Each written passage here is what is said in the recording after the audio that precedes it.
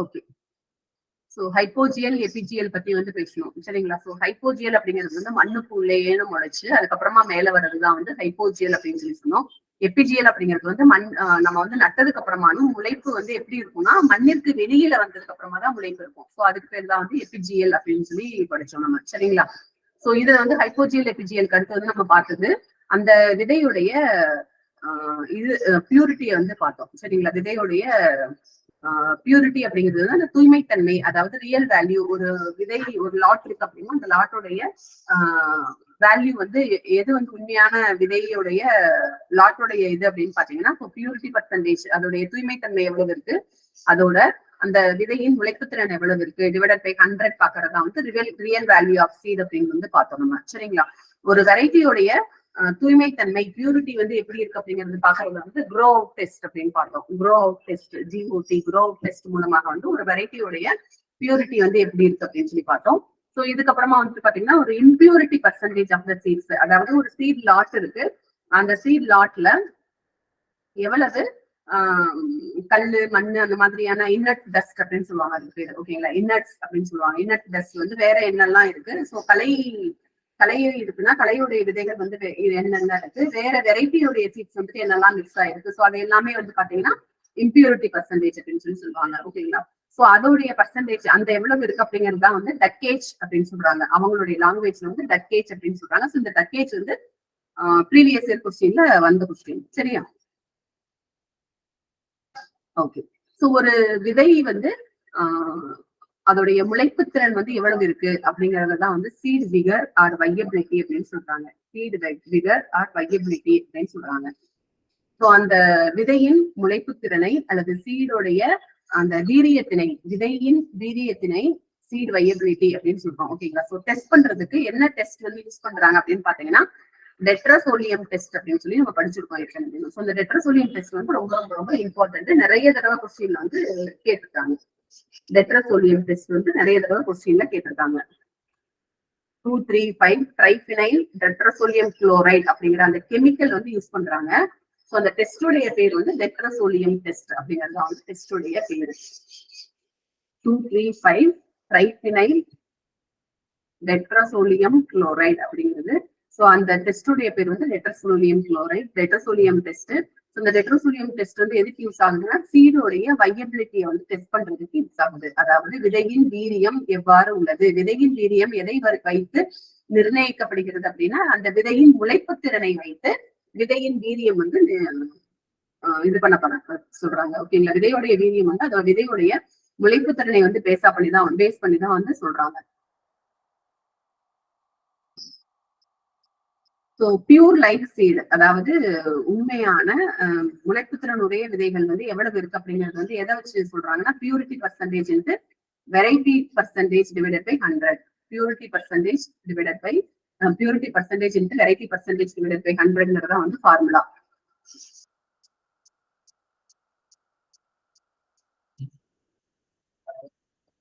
Okay. So இந்த breeders வந்து பாத்தீங்கன்னா நம்ம A லைன் B லைன் அந்த மேல் ஸ்டெரிலிட்டி லைன் அப்படின்லாம் சொன்னோம் இல்லைங்களா. ஸோ அந்த மாதிரியான எக்ஸ்ட்ரா வந்து லைன் எல்லாமே வைக்கிறாங்க அப்படிங்கிறதோட காரணம் என்ன அப்படின்னு பாத்தீங்கன்னா அந்த விதையுடைய வீரியத்தையும் அதோடைய பியூரிட்டியையும் வந்து மெயின்டைன் பண்ணணும் அப்படிங்கிறதுக்கு வேண்டி வந்து கொண்டு வந்து அந்த லைன் எல்லாம் வைக்கிறாங்க. இதுல முக்கியமா வந்து பாத்தீங்கன்னா ஐசோலேஷன் டிஸ்டன்ஸ் அப்படின்னு சொல்லி சொல்லுவாங்க. ஐசோலேஷன் டிஸ்டன்ஸ் அப்படின்னா வந்து பாத்தீங்கன்னா அந்த என்ன சொல்றது தமிழ்ல தனிமைப்படுத்தும் தூரம் ஓகேங்களா. Isolation distance. சோ இந்த ஐசோலேஷன் டிஸ்டன்ஸ் வந்து பாத்தீங்கன்னா கிராஸ் பாலினேட்டட் கிராப்ல ஐசோலேஷன் டிஸ்டன்ஸ் வந்து ரொம்ப அதிகமா இருக்கும். அதாவது ஒரு வெரைட்டிக்கும் இன்னொரு வெரைட்டிக்கும் அந்த ஐசோலேஷன் டிஸ்டன்ஸ் அப்படின்னு சொல்றாங்க இல்லைங்களா. தனிமைப்படுத்தும் தூரம் வந்து கிராஸ் பாலினேட்டட் கிராப் வந்து அதிகமா இருக்கும். இதுவே வந்து பாத்தீங்கன்னா செல்ஃப் பாலினேட்டட் கிராப் வந்து ஐசோலேஷன் டிஸ்டன்ஸ் வந்து குறைச்சிருக்கும். இது ரொம்ப இம்பார்ட்டன்ட். செல்ஃப் பாலினேட்டட் எப்படி இருக்கும், ஐசோலேஷன் டிஸ்டன்ஸ் குறைவா இருக்கும் சரிங்களா. கிராஸ் பாலினேஷனுக்கு வந்துட்டு அதிகமா இருக்கும் அப்படிங்கிறது வந்து ரொம்ப இம்பார்ட்டன்ட்.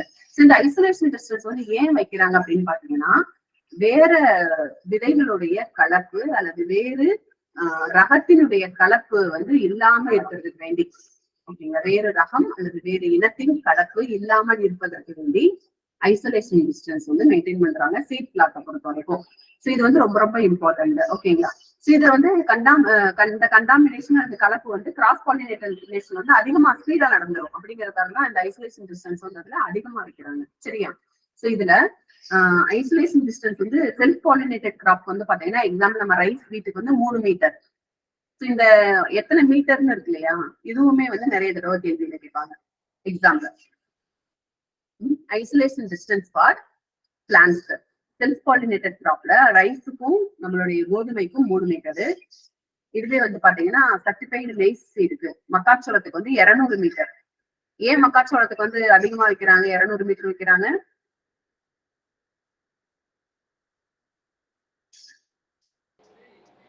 ஆண் பெண்ணுக்கு ஒரே இலக்கம். அது வந்து கிராஸ் பாலினேட்டட் கிராப் இல்லைங்களா? கிராஸ் பாலினேட்டட்னா அயல் மகரந்த சேர்க்கை. இப்ப நீங்க சொல்ற மாதிரி ஆண் பூ தனியா இருக்கும், பெண் பூ தனியா இருக்கும். அந்த மாதிரி 2 பூவும் தனித்தனியா இருக்கிறப்ப நமக்கு அயல் மகரந்த சேர்க்கை நடப்பதற்கான சான்சஸ் வந்துட்டு ரொம்ப அதிகம். ஸோ அப்ப அயல் மகரந்த சேர்க்கையை தடுக்கும் பொருட்டு நம்ம அந்த ஐசோலேஷன் தனிமைப்படுத்தும் தூரம் வந்துட்டு 200 மீட்டர் வந்து கொண்டு வராங்க. ஓகேங்களா? அதிகமான டிஸ்டன்ஸ் வந்து வைக்கிறாங்க. ஓகேங்களா? ஸோ அதனால சர்டிஃபைடு மெயின்ஸ்டீல் வந்து 200 மீட்டர் வந்து ஐசோலேஷன் டிஸ்டன்ஸ் வைக்கிறாங்க. இதுவே வந்து பாத்தீங்கன்னா நம்மளுடைய பிஜிஎன்பி இருக்கு இல்லைங்களா? பிஜிஎன்பினா யாரு? துவரை. துவரைக்கு வந்து 50 மீட்டர் ஐசோலேஷன் டிஸ்டன்ஸ். துவரைக்கு வந்து 50 மீட்டர் ஐசோலேஷன் டிஸ்டன்ஸ். இதுவே வந்து பாத்தீங்கன்னா சன்ஃபிளவர் இருக்கு இல்லைங்களா? Sunflower 500 metre. சன்ஃபிளவர் வந்து 500 metre.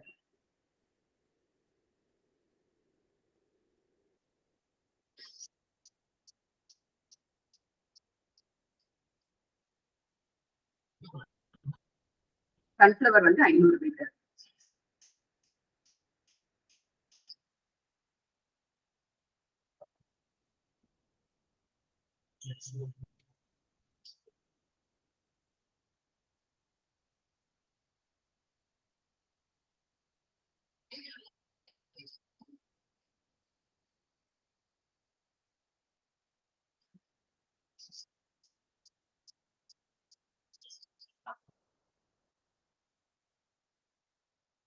Okay.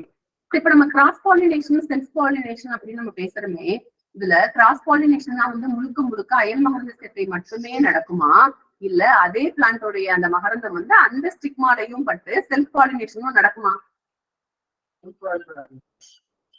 Both the chances வந்து இருக்கு.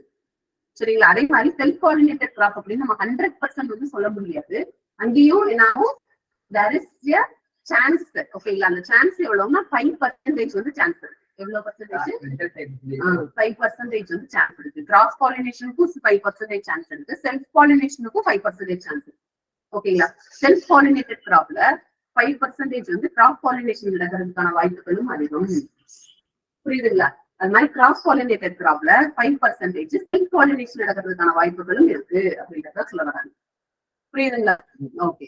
இப்ப நெக்ஸ்ட் வந்து பாத்தீங்கன்னா நம்ம இதுல வந்து சீடு வந்து சீட் லாட்ல இருந்து நம்மள மாதிரியான ஏஏஓ ஏஹெச்ஓ வந்து நமக்கு இந்த எஸ்எஸ்சி என்எஸ்சில வந்து வேலை போட்டிருக்காங்க அப்படின்னா அங்க என்ன நீங்க பண்ணுவீங்கன்னா, அங்க உங்களுடைய ரோல் வந்து சீட் எல்லாம் போயிட்டு வச்சிருக்காங்களா, விதை இருக்கா, விதை உற்பத்தியாளர்கள் வந்து இருக்காங்க, விதை உற்பத்தியாளர்கள் வந்து விதையினை வைத்துள்ளார்கள், அந்த விதையுடைய பியூரிட்டி எப்படி இருக்கு அப்படின்னு நீங்க போய் டெஸ்ட் பண்றதா வந்து முழுக்க நம்மளோட வேலையா இருக்கும் இல்லையா? அந்த பியூரிட்டி செக்கிங் வந்து நம்ம போறப்ப அங்க இருந்து ஒரு 1000 சீட்ஸ் வந்துட்டு எடுப்பாங்க. எவ்வளவு? 1000 சீட்ஸ். அந்த 1000 சீடோட வெயிட் எவ்வளவு அப்படிங்கறதான் வந்து டெஸ்ட் வெயிட் அப்படின்னு சொல்லி சொல்றாங்க. அதுக்கு பேர் என்ன சொல்றாங்க? Test wait. 1000 விதைகளின்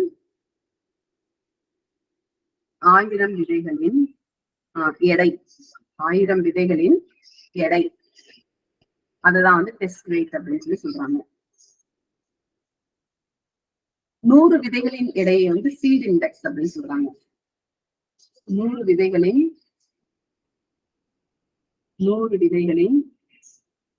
எடையினை சீட் இண்டெக்ஸ் அப்படின்னு சொல்லி சொல்றாங்க.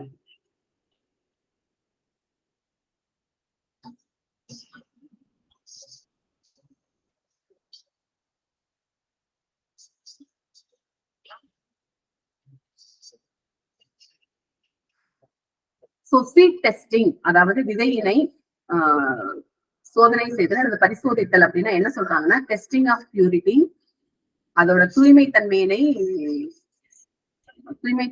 சோதனை செய்தல், அதோட ஈரப்பதம், விதையின் ஈரப்பதம், விதையின் முளைப்பு திறன், இந்த 3 தான் வந்து பார்ப்பாங்க. சீட் டெஸ்டிங்ல வந்து என்ன பார்ப்பாங்கன்னா விதையுடைய தூய்மைத்தன்மை, அதன் முளைப்புத்திறன் மற்றும் அதன் ஈரப்பதம், இதுதான் பார்ப்பாங்க. அந்த விதையுடைய ஈரப்பதம் வந்து எதை வச்சு பார்ப்பாங்கன்னா ஓவன் ட்ரை மெத்தட் அப்படின்னு சொல்றாங்க. ஓவன் ட்ரை மெத்தட் வச்சு பாக்குறாங்க. ஓவன் ட்ரை மெத்தட் அதாவது அந்த விதையோடைய வெயிட் வந்து அப்படியே கலெக்ட் பண்ணிட்டு வந்த உடனே வந்து விதையோட வெயிட் எவ்வளவுன்னு பார்ப்பாங்க. ஓகேங்களா? அந்த வெயிட் வந்து எக்ஸ்.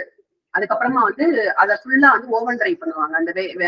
அந்த விதையை வந்து ஃபுல்லாவே வந்து ஓவன் ட்ரைனா என்ன அர்த்தம்? உள்ளுக்குள்ள வந்து ஓவனுக்குள்ள வச்சு ஃபுல்லாவே வந்து நல்லா முறுமுறுன்னு கருக விட்டுருவாங்க. அதுக்கப்புறமா வந்து அதோட வெயிட் பார்ப்பாங்க. அது வந்து ஒய். ஓகேங்களா? எக்ஸ் மைனஸ் ஒய், அதான் வந்து அந்த ஈரப்பதம் வந்து அதை வச்சு கண்டுபிடிக்கிறாங்க. ஓகேங்களா? ஈரப்பதம் வந்து எப்படி கண்டுபிடிக்கிறாங்கன்னா ஓவன் ட்ரை மெத்தட்ல வந்து கண்டுபிடிக்கிறாங்க.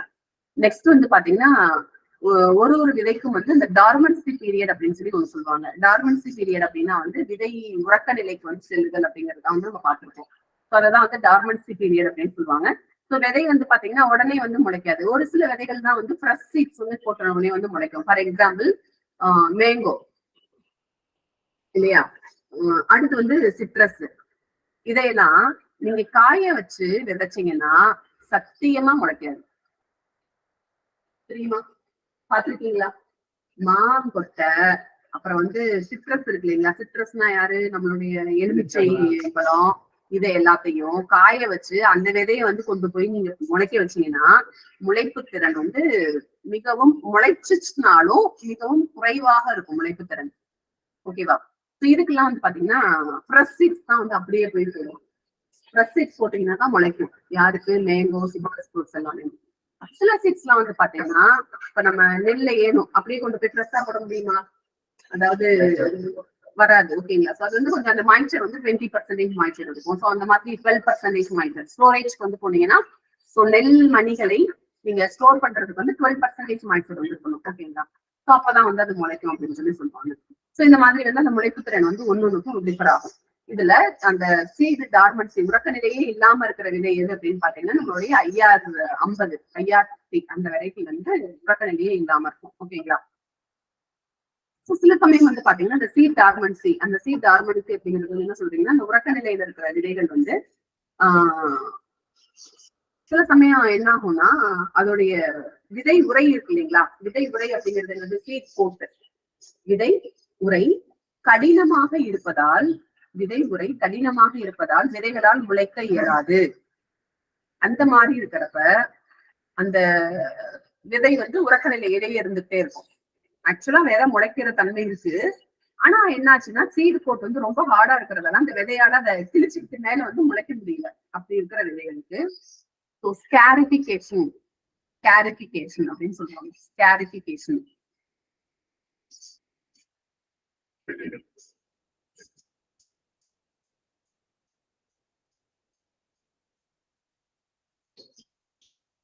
அதுக்கு பேர் வந்து ஸ்கேரிபிகேஷன். அது மாதிரி சில விதைகள் வந்து பாத்தீங்கன்னா லோ டெம்பரேச்சர், ரொம்ப சில்லுன்னு இருக்கு அப்படிங்கறதாலையும் மாய்ச்சர் கண்டென்ட் வந்து கம்மியா இருக்கிறதாலையும் சில்லுன்னு இருக்கிறதாலையும் வந்து முளைக்காம இருக்கும். ஸோ அது வந்து என்ன, அந்த டார்மன்சிக்கு பேர் வந்து ஸ்ட்ராட்டிபிகேஷன் அப்படின்னு சொல்றாங்க. அந்த டார்மன்சிக்கு பேரு, உறக்க நிலைக்கு பேர் வந்து ஸ்ட்ராட்டிபிகேஷன் அப்படின்னு சொல்றாங்க.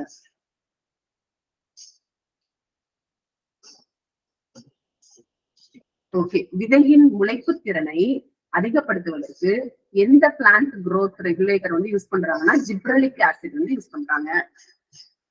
Plant growth regulator PGR, plant growth regulator used for seed germination, விதையினை முளைப்பதற்கு பயன்படுத்தப்படும் பிளான்ட் growth regulator அப்படின்னு பாத்தீங்கன்னா நம்ம ஜிப்ரலிக் ஆசிட் வந்து யூஸ் பண்றாங்க. ஓகேங்களா? So seed dormancy of potato tubers வந்து தவிர்ப்பதற்கு தயோயூரியா 1% யூஸ் பண்றாங்க. பொட்டேட்டோவுடைய பொட்டேட்டோ டியூபர்ஸ் உடைய சீட் டார்மன்சியை பிரேக் பண்றதுக்கு தயோயூரியா 1% வந்து யூஸ் பண்றாங்க. சீட் டார்மன்சி வந்து இது பண்றதுக்கு பிரேக் பண்றதுக்கு.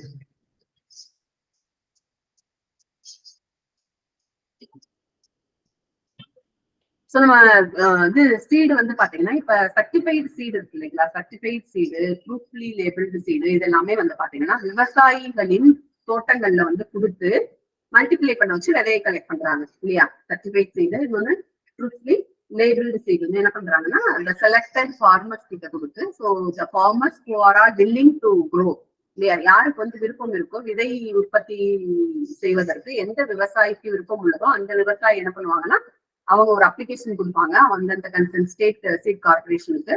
ஸோ அந்த ஸ்டேட் சீட் கார்பரேஷன் வந்து சில ஃபார்மர்ஸ் வந்து செலக்ட் பண்ணுவாங்க. அவங்களுக்கு வந்து குறைந்தபட்சம் இவ்வளவு ஏக்கர் நிலம் இருக்கணும். ஸோ அவங்களுக்கு வந்து அந்த ஐசோலேஷன் டிஸ்டன்ஸ் எல்லாம் சொல்றோம் இல்லைங்களா, அது எல்லாத்தையும் திருக்குற அளவுக்கு வந்துட்டு அவங்களால என்ன பண்ண முடியும்னா அதுக்கான ஸ்பேஸ் இருக்கணும். ஸோ அதுல நிறைய பார்ப்பாங்க அவங்க. ஓகேவா.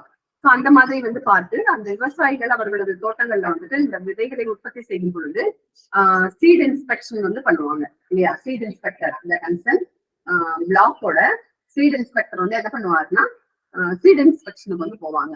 ஸோ அந்த சீட் இன்ஸ்பெக்ஷனோடைய பர்பஸ் வந்து என்ன அப்படின்னு பாத்தீங்கன்னா, எதுவும் நோய்வாய்ப்பட்டுள்ளதா, அந்த செடி வந்து நோய்வாய்ப்பட்டிருக்கா, இன்செக்ட் எதுவும் அந்த மாதிரி இருக்கா, அதிகமான இருக்கா, ஐசோலேஷன் டிஸ்டன்ஸ் அந்த தனிமைப்படுத்தும் தூரம் வந்து கரெக்டா வந்து வச்சிருக்காங்களா.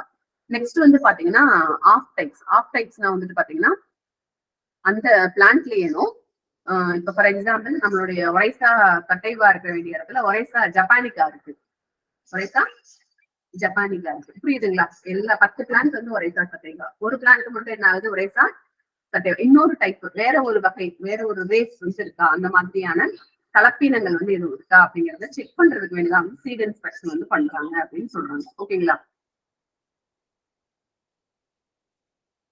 நேஷனல் சீட் கார்பரேஷன் வந்து எப்ப ரெஜிஸ்டர் பண்ணாங்கன்னா 1963 வந்து ரெஜிஸ்டர் பண்ணிருக்காங்க. National seed corporation was registered in 1963. இம்பார்ட்டன்டான கொஸ்டின். நெக்ஸ்ட் வந்து சீட் ஆக்ட், விதை விதி, சீட் ஆக்ட் 1966 வந்து கொண்டு வந்திருக்காங்க. 63 national seed corporation of India வந்து கொண்டு வந்தது, ரெஜிஸ்டர் பண்ணது. சீட் ஆக்ட் வந்து 1966. சீட் ரூல் கொள்கை, சீட் ரூல் வந்து 1968. இந்த மூணுமே வந்து ரொம்ப ரொம்ப முக்கியம். இந்த வருஷங்கள் வந்து ரொம்ப முக்கியம். நான் ஞாபகத்துல வச்சுக்கோங்க. நிறைய தடவை வந்து கொஸ்டின் கேட்டிருக்காங்க, ரிப்பீட்டடா கொஸ்டின்ஸ் கேட்டிருக்காங்க. நேஷனல் சீட் ப்ராஜெக்ட் வந்து எப்ப ஸ்டார்ட் பண்ணாங்கன்னா 1988 வந்து சொல்றாங்க. 1988. அதாவது இந்த நேஷனல் சீட் ப்ராஜெக்ட்ல வந்துட்டு இந்த மாதிரி இத்தனை டைப்ஸ் இருக்கு, இதை இவங்க கிட்ட எல்லாம் கொடுத்து வந்து மல்டிப்ளை பண்ண வைக்கலாம் அப்படின்லாம் சொல்றோம் இல்லைங்களா. ஸோ அந்த ப்ராஜெக்ட் வந்து ஸ்டார்ட் பண்ணது வந்து 1988. ஸோ 1963, 66, 68 வரிசையா இருக்கு. ஈஸியா ஞாபகம் வச்சுக்கலாம், நல்லா ஞாபகம் வச்சுக்கோங்க, அவ்வளவுதான்.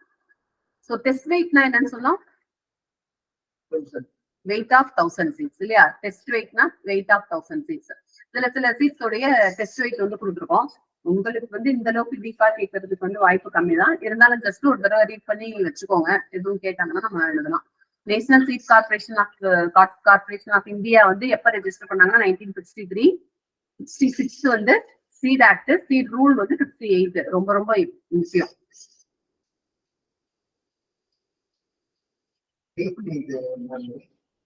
88 வந்துட்டு நம்மளுடைய நேஷனல் சீட் ப்ராஜெக்ட் வந்து கொண்டு வந்தது NSP.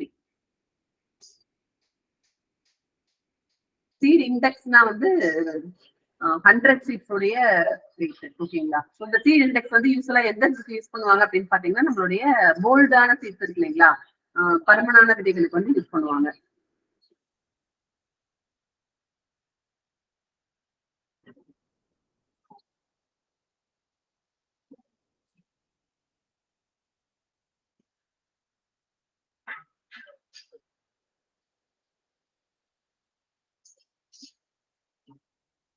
ஓகே. நெக்ஸ்ட் வந்து சீட் குவாலிட்டி, அது அப்புறமா பார்ப்போம். பயோடெக்னாலஜி வந்து கன்ஃபியூஸ் பண்ணிக்க வேணாம், அதோடைய அந்த இதுலயே போட்டோம், ஃப்ளோவிலேயே நம்ம கொண்டு வரணும்.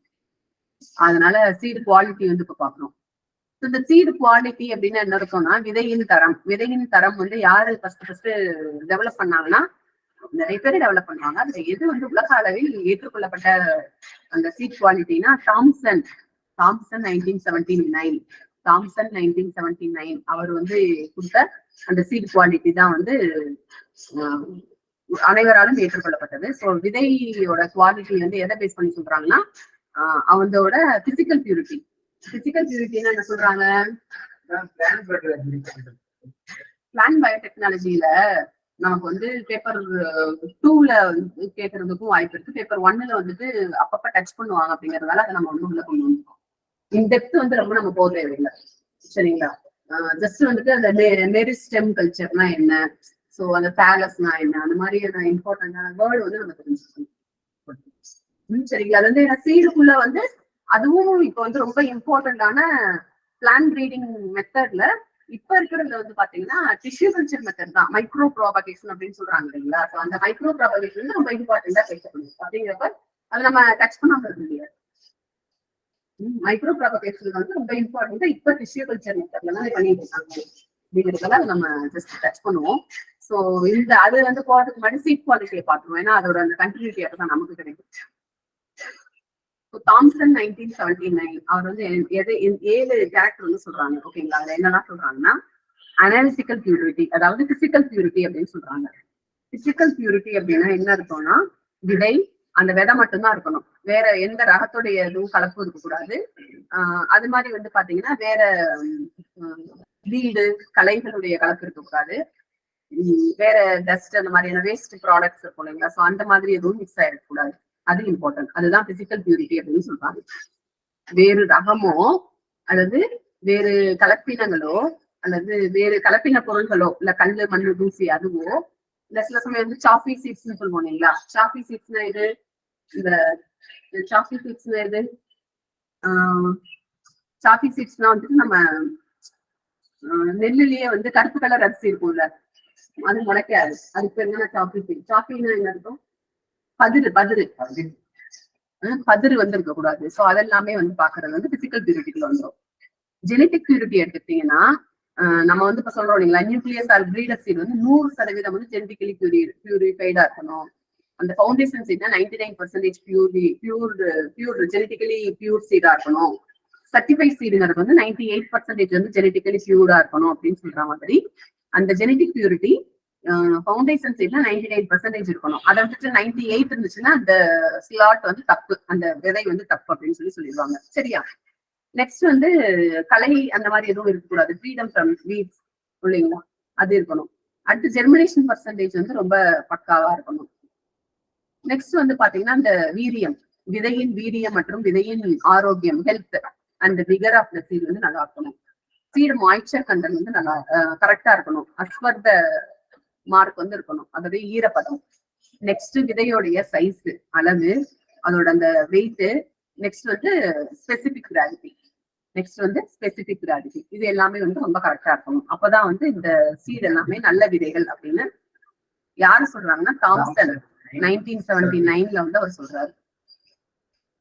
நெக்ஸ்ட் வந்து பாத்தீங்கன்னா ஜெனடிக் பியூரிட்டி பார்த்துட்டோம். ஸோ பிசிக்கல் பியூரிட்டி வந்து பொறுத்த வரைக்கும் எல்லா கிராப்புக்கும் பிசிக்கல் பியூரிட்டி 98% வந்து இருக்கணும். எவ்வளவு இருக்கணும்? 98% வந்து அதோடைய பிசிக்கல் பியூரிட்டி வந்து இருக்கும். ஓகேங்களா? இதுவே வந்து பாத்தீங்கன்னா நம்மளுடைய கேரட் எடுத்துக்கிட்டீங்கன்னா 95% தான். கேரட்டோட விதையெல்லாம் எப்படி இருக்குன்னு பாத்துருக்கீங்களா? தெரியுமா? கேரட் விதை பாத்துருக்கீங்களா?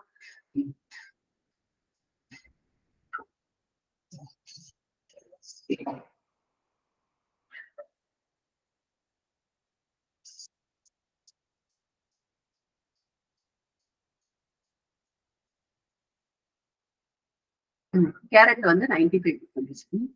ஏன் வந்து கேரட் விதைக்கு வந்து 95%னா அது வந்து பேப்பர் மாதிரி இருக்கும், ரொம்ப மைன்யூட்டா, ரொம்ப சீரகமா இருக்கும். அது மாதிரி சைஸ் வந்து குட்டியா பேப்பரியா இருக்கும், லேசா இருக்கும், ஊதுலையும் பறக்கும் அந்த மாதிரி இருக்கும். சரிங்களா? ஸோ அதனால 95% தான் இருக்கு. ஸோ பெண்டி இருக்கு இல்லையா, பெண்டி எது? நம்மளோட வெண்டைக்காய் தான். 99% வந்து அதோட பிசிக்கல் பியூரிட்டி வந்து இருக்கணும். நெக்ஸ்ட் வந்து நம்மளுடைய செசாம்ங்கிறது வந்து நம்மளுடைய எள்ளு, சோயாபீன்ஸ், அடுத்து வந்துட்டு சனப்பை, ஜூட்டு 97%. கிரவுண்ட் நட் வந்து 96% வந்து பிசிக்கல் பியூரிட்டி இருக்கணும் அப்படின்னு சொல்றாங்க. Next prescribed level of germination percentage. So germination percentage பொறுத்த வரைக்கும் காட்டன் வந்து 65%. ஏன்னா அதோடைய முளைப்பு திறன் வந்து ரொம்ப கம்மியா இருக்கும். அதோடைய அந்த இது இருக்கு இல்லைங்களா, அந்த சீட் கோட் வந்து ரொம்ப ஹார்டா இருக்கும். சீட் கோட் விதையுடைய அந்த இது. சோ சீட் கோட் வந்து ஹார்டா இருக்கிறப்போ நடக்கிற டார்மன்சிக்கு பேர் என்னன்னு சொல்லி பார்த்தோம். இப்ப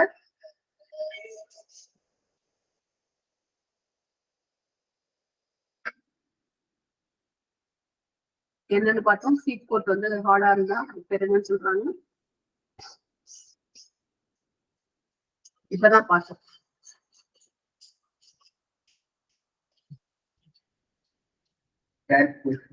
ஸ்கேரிபிகேஷன். அதுக்கு பேர் வந்து என்ன சொல்றாங்கன்னா ஸ்கேரிபிகேஷன். சீட் கோட் வந்து ஹார்டா இருக்கப்ப அதுக்கு பேர் வந்து ஸ்கேரிபிகேஷன். ஓகேவா? ஸோ விதையில நம்ம காட்டன்ல வந்து இந்த டீலிண்டிங் ஆஃப் காட்டன் அப்படின்னு சொல்லுவோம் இல்லைங்களா. டீலிண்டிங்னா என்ன அர்த்தம்? அந்த மேலால இருக்கிற அந்த விதையை மூடி இருக்கிற அந்த குட்டி குட்டி குட்டி குட்டி லிம்ஸ் இருக்கும் இல்லைங்களா, அந்த பயிர் என்ன சொல்றாங்க, இந்த குட்டி குட்டி முடிகள் மாதிரி இருக்குல்ல, பருத்தி இலைகள் இருக்குல்ல, அத வந்து ஃபுல்லா ரிமூவ் பண்றதுக்கு எதை வச்சு ட்ரீட் பண்ணணும்? நம்மளுடைய பருத்தி விதைகளை டீலிண்டிங் பண்ணுவதற்கு என்ன யூஸ் பண்றாங்க, எந்த கெமிக்கல் யூஸ் பண்றாங்க? ஏற்கனவே நம்ம நிறைய தடவை பார்த்திருக்கோம். நம்ம இதுல அது முக்கியம்னு சொல்லியிருக்கோம்.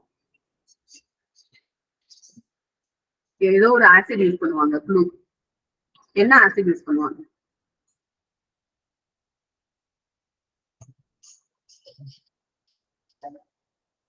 எந்த அமிலம் பயன்படுத்தி நம்ம பருத்தி விதையில் டீலிண்டிங் பண்றாங்க? Very good. அது அடர் கந்தக அமிலமா இல்ல நீர்த்த கந்தக அமிலம்? நீர்த்த கந்தக அமிலம். ஓகேங்களா? Diluted sulphuric acid 2% diluted sulphuric acid use பண்ணி என்ன பண்றாங்க, நமக்கு டீலிண்டிங் வந்து பண்றாங்க. காட்டன்ல டீலிண்டிங் பண்றாங்க. ஓகேங்களா? ஸோ நெக்ஸ்ட் வந்து ஜெர்மினேஷன் பர்சன்டேஜ். ஓகேவா? ஒன்னு கொடுத்துருக்காங்க. பல்ஸ் அண்ட் மில்லட்ஸ்க்கு எவ்வளவு இருக்கும், ரைஸ் ராகி சிசாம்க்கு எவ்வளவு இருக்கும், மேஸ்க்கு எவ்வளவு இருக்கு அப்படிங்கிறது எல்லாமே கொடுத்துருக்காங்க. ஸோ ஜஸ்ட் அது ஒரு தடவை நீங்க பாத்துக்கோங்க. ஓகேவா? சில்லிஸ் வந்து 60% ஜெர்மினேஷன் பர்சன்டேஜ் வந்து இருக்கணும். ஓகேங்களா? சோ நம்ம விதை வாங்கிட்டு 100% ஜெர்மினேஷன் வரலைன்னு நம்ம என்ன பண்ண முடியாது, பேச முடியாது. ஏன்னா இங்க சொல்ற பிரீடர் ஸ்டேட் அவங்களுக்கே வந்து பர்சன்டேஜ் எவ்வளவுதான் சொல்றாங்க, கம்மியாதான் சொல்றாங்க. ஓகேங்களா? அப்ப விதைகளுடைய முளைப்புத்திறன் வந்துட்டு ஒரு ஒரு விதைக்கும் வந்து மாற்றம் இருக்கும். ஓகே.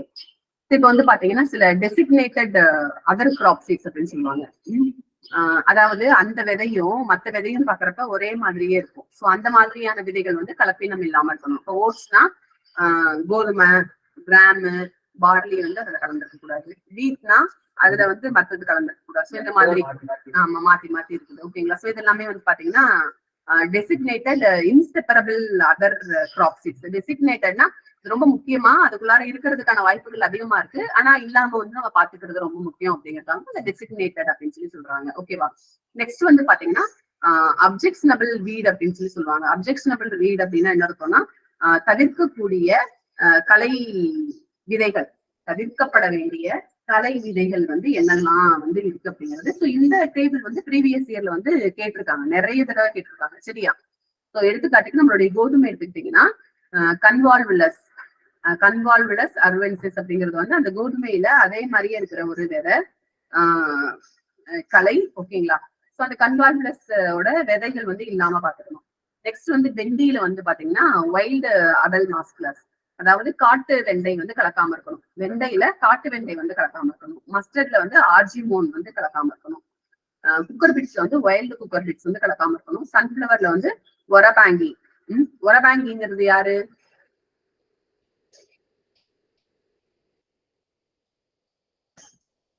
ஒரபாங்கி நம்ம படிச்சிருக்கோம் ஏற்கனவே.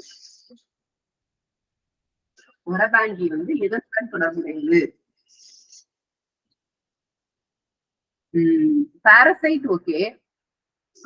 ஒரபாங்கி ஸ்டெம் பாரசைட்டுங்களா?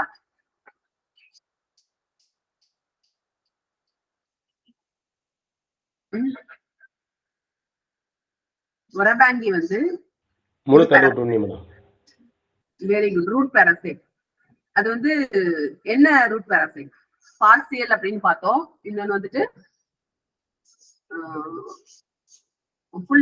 ஃபுல்லா வந்துட்டு ஒரு பாராசைட்டா வந்து இருக்கும் அப்படின்னு பார்த்தோம். பார்சியல் ரூட் பாராசைட்டா இல்ல இன்னொன்னு வந்து ஃபுல்லி ரூட் பாராசைட்டா?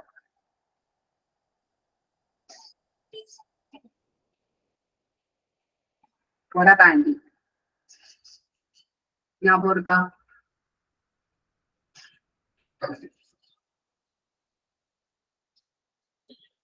என்னென்ன பாராசைட் பார்த்திருக்கோம் நம்ம?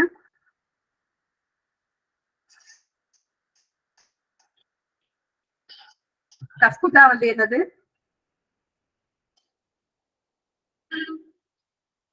கஸ்குட்டா என்னது? கஸ்குட்டாவோட இன்னொரு பேர் வந்து டாடர் அப்படின்னு சொல்றாங்க இல்லையா?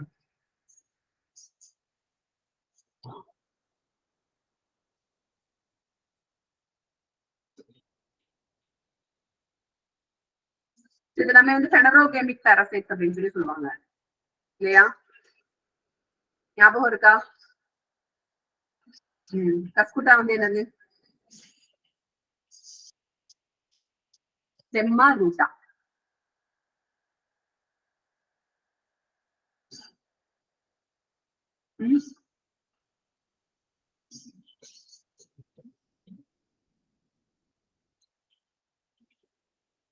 கஸ்குட்டா ஸ்டெம்மா ரூட்டா?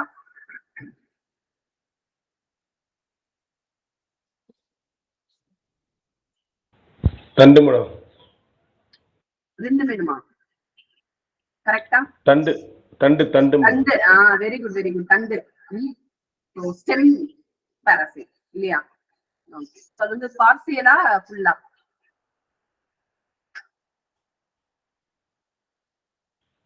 பகுதியா மேடம்.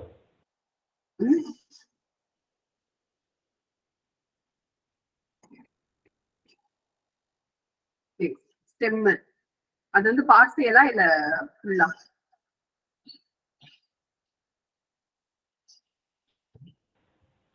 பகுதி மேடம். அது வந்து ஃபுல்லா வந்து அதை மட்டுமே வந்து டிபெண்ட் பண்ணி இருக்கும். ஓகேங்களா? சோ நம்மளுடைய கஸ்குட்டா வந்து முழுமையான தண்டு ஒட்டுண்ணி அப்படின்னு சொல்றாங்க. முழுமையான தண்டு ஒட்டுண்ணி அப்படின்னு சொல்றாங்க. ஓகேங்களா? அது வந்து கஸ்குட்டா அப்படின்னு சொல்றாங்க. கஸ்குட்டோட இன்னொரு பேர் வந்துட்டு டாடர் அப்படின்னு சொல்றாங்க. ஓகேங்களா? நெக்ஸ்ட் வந்து லொராந்தஸ். நெக்ஸ்ட் வந்து என்னது? லொராந்தஸ். மிஸ்டில் டூ அப்படின்னு இன்னொரு பேர் இருக்கு. லொராந்தஸ். லொராந்தஸோட இன்னொரு பேர் வந்து மிஸ்டில் டூ. மிஸ்டில் டோஸ். மிஸ்டில் டோஸ். இந்த லொராந்தஸ் வந்து பாத்தீங்கன்னா partially stem parasite. Partially stem parasite. Divya அதுலதான் கன்ஃபியூஸ் ஆயிட்டாங்க, லொராந்தஸையும் ஒரபாங்கியும் வச்சு இல்லையா? ஓகே, இப்ப நாம என்ன பேசுறோம்? லொராந்தஸ். சோ லொராந்தஸ் வந்து partially stem parasite. Partially stem parasite வந்து லொராந்தஸ். லொராந்தஸோட இன்னொரு பேர் வந்து மிஸ்டில் டோஸ். மிஸ்டில் டோஸ். நெக்ஸ்ட் வந்து ஒரபாங்கி. ஒரபாங்கி வந்து பாத்தீங்கன்னா ப்ளூம் ரேப்ஸ் அப்படின்னு சொல்றாங்க. ப்ளூம் ரேப்ஸ் அதோடைய பேரு. அது வந்து ஃபுல்லி ரூட் பாராசைட்.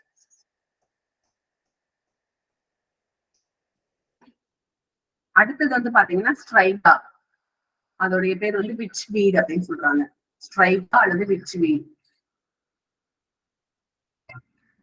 இந்த ஸ்ட்ரைகா அல்லது விச் வீட் எடுத்துக்கிட்டோம்னா ஸ்ட்ரைகா அல்லது விச் வீட் எடுத்துக்கிட்டோம்னா இது வந்து பார்சியல் ரூட் பாராசைட். ஸ்ட்ரைகா அல்லது விச் வீட் வந்து பார்சியல் ரூட் பாராசைட். சோ ஸ்ட்ரைகா வந்து எந்த கிராப்ல அதிகமா இருக்கும்னா சொர்க்கம் கிராப்ல வந்து அதிகமா இருக்கும். Previous year question. ஸ்ட்ரைகா வந்து சொர்க்கம் கிராப்ல வந்து அதிகமா இருக்கும். இது வந்து கிட்டத்தட்ட வந்து பாத்தீங்கன்னா ஒரு சீசன்ல 50,000 இருந்து 5 லட்சம் விதைகள் வந்து உற்பத்தி பண்ணுமா ஒரு பிளான்ட். 50,000 இருந்து 5 லட்சம் விதைகளை வந்து உற்பத்தி பண்ணும்.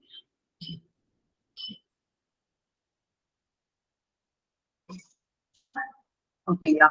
இப்ப இந்த ஒரபாங்கி வந்து பாத்தீங்கன்னா ஒரபாங்கிங்கிறது வந்து இப்ப என்ன சொல்றாங்க? Root parasite. உரபாங்கிங்கிறது வந்து ரூட் பாராசைட். ஓகேங்களா, complete root parasite. Complete root parasite ஃபுல்லின்னு சொன்னீங்களா, கம்ப்ளீட் ரூட் பாராசைட். ஸோ சன்ஃபிளவர்ல உரபாங்கி வந்து கம்ப்ளீட் ரூட் பாராசைட்டா இருக்கு. நெக்ஸ்ட் வந்து கம்பு நேப்பியர் சொல்றோம் இல்லைங்களா, நேப்பியர் கிராஸ். அதுல வந்து சொர்க்கம் ஹலோஃபன்ஸ் வந்து இருக்கிறதுக்கு வாய்ப்பு இருக்கு. ஸோ சொர்க்கம் ஹலோஃபன்ஸ் வந்து அதுல வந்து வீடு. நெக்ஸ்ட் வந்து பாத்தீங்கன்னா ரைஸ்ல வந்து வைல்டு பேடி இருக்கு இல்லைங்களா, காட்டு நெல் வகைகள். ஒரேசா சட்டைவா வெரைட்டி ஃபாட்டுவா அது வந்து கலந்துருக்கிறதுக்கு வாய்ப்பு இருக்கு. ஸோ அந்த மாதிரி கலப்பினங்கள் வந்து இல்லாம பாத்துக்கணும். ஸோ ஓகேங்களா, ஸோ இதெல்லாமே வந்து அப்ஜெக்ஷனபிள் வீட்ஸ் அப்படின்னு சொல்றாங்க. ஸோ அப்ஜெக்ஷனபிள் சீட் வீட்ஸ் அப்படிங்கிறது வந்து பாத்தீங்கன்னா வீட் சீட்ஸ் வந்து பாத்தீங்கன்னா அந்த விதை மாதிரியே இருக்கும், ஆனா அது வந்து ரியல் பிளான்ட் வந்து கிடையாது அந்த மாதிரி. ஸோ இது எல்லாமே இல்லாம இருக்கிற மாதிரி பாத்துக்கணும்.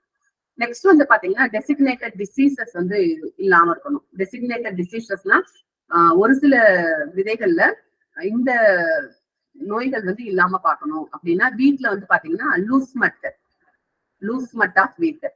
ஸோ இன்டர்னலி சீட் பார்ன் பங்கஸ்க்கு முக்கியமான எக்ஸாம்பிள் எது அப்படின்னு பாத்தீங்கன்னா இந்த லூஸ் மட் ஆஃப் வீட் தான். ஓகேங்களா, இன்டர்னலி சீட் பார்ன் விதையின் மூலமாக பரவும் நோய்கள்ல மிக முக்கியமான இன்டர்னலி சீட் பார்ன் வந்து எது அப்படின்னு பாத்தீங்கன்னா லூஸ் மட் ஆஃப் வீட். அதாவது அந்த எம்ப்ரியோ அப்படின்னு படிச்சோம் இல்லைங்களா, அந்த ஓவியூல் எம்ப்ரியோ அதுக்குள்ள போயிட்டு இந்த நோயுடைய கிருமிகள் வந்து உள்ள போயிடும். அதான் இன்டர்னலி சீட் பார்ன் அப்படின்னு சொல்றாங்க. சோ எந்த ஒரு நோய் கிருமி அந்த விதை உரை இருக்கு இல்லைங்களா, சீட் கோட்ல மட்டுமே தங்கி இருக்கும், அது வந்து எக்ஸ்டர்னலி சீட் பார்ன். அப்ப விதையோட அந்த சீட் கோட்ல மட்டும் இருந்துச்சுன்னு வச்சுக்கோங்களேன், நீங்க ஜஸ்ட் விதையை வாஷ் பண்ணீங்கனால என்ன ஆயிரும், நோய் போயிடும். ஆனா இன்டர்னலி சீட் பார்ன் ஓவியலுக்குள்ளார போயிடுச்சு அப்படின்னா அந்த வந்து நம்ம என்ன பண்ண முடியாது, விதையை வாஷ் பண்ணீங்கன்னா அது சரியா வந்து அந்த நோய் கிருமி வந்து போகாது. அப்ப லூஸ் மட் ஆஃப் வீட்டுக்கு கண்ட்ரோல் மெக்கானிசம்ல ஒரு முக்கியமான மெக்கானிசம் வந்து நம்ம பார்த்தோம், லாஸ்ட் கிளாஸ்ல பார்த்தோம். என்ன மெக்கானிசம் அது ஞாபகம் இருக்கா?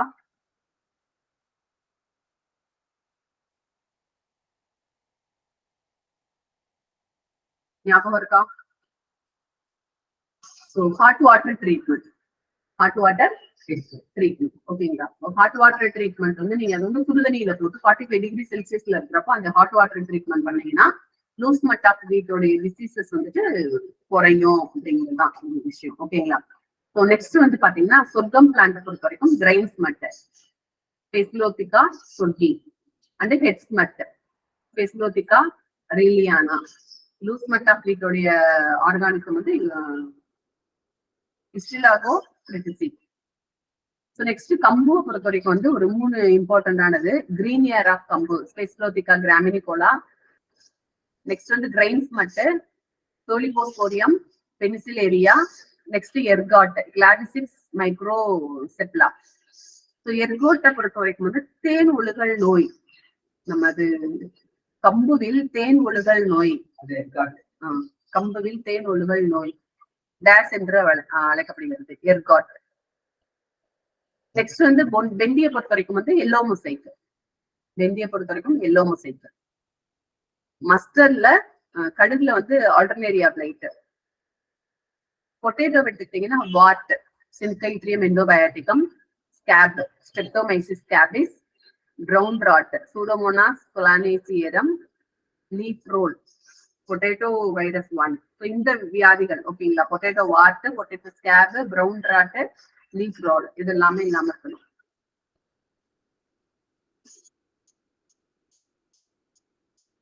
ஸோ சீடு மாய்ச்சரை பொறுத்த வரைக்கும் வந்து பாத்தீங்கன்னா யூஸ்வலா வந்து ஸ்டோரேஜ் மாய்ச்சர் லெவல் வந்து 11% ஸ்டோரேஜ் மாய்ச்சர் லெவல்.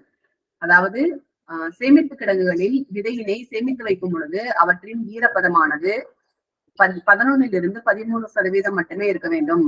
11% மட்டுமே இருக்க வேண்டும். ஈரப்பதமானது 16% மேல் செல்லும் பொழுது அந்த விதையின் முளைப்பு திறன் அல்லது விதையின் வீரியம் குறையும். 16% மேல விதையோட ஈரப்பதம் இருந்துச்சுன்னா விதையோடைய வீரியம் வந்து குறையும். சோ ஒரு ஸ்டோரேஜ் லெவல்ல சேமிப்பு கிடங்குகளில் இருக்கும் விதையானது 11% மட்டுமே இருக்கணும் அதோட ஈரப்பதம். ஸோ சீடோட ஹெல்த் அப்படின்னா அந்த விதையின் ஆரோக்கியம் வந்து எதை வைத்து சொல்லப்படுகிறதுனா அந்த விதை வந்து நோயற்று இருக்கிறதா அல்லது பூச்சிகளிலிருந்து பாதுகாப்பாக உள்ளதா அதை பொறுத்துதான் வந்து அந்த சீடோட ஹெல்த் வந்து சொல்றாங்க. விதைகள் வந்து ரொம்ப நல்லா பருமனா நல்லா ஹெல்த்தியா குண்டு குண்டுன்னு இருந்துச்சுன்னா அதோட ஸ்பெசிபிக் கிராவிட்டி வந்து அதிகமா இருக்கும்.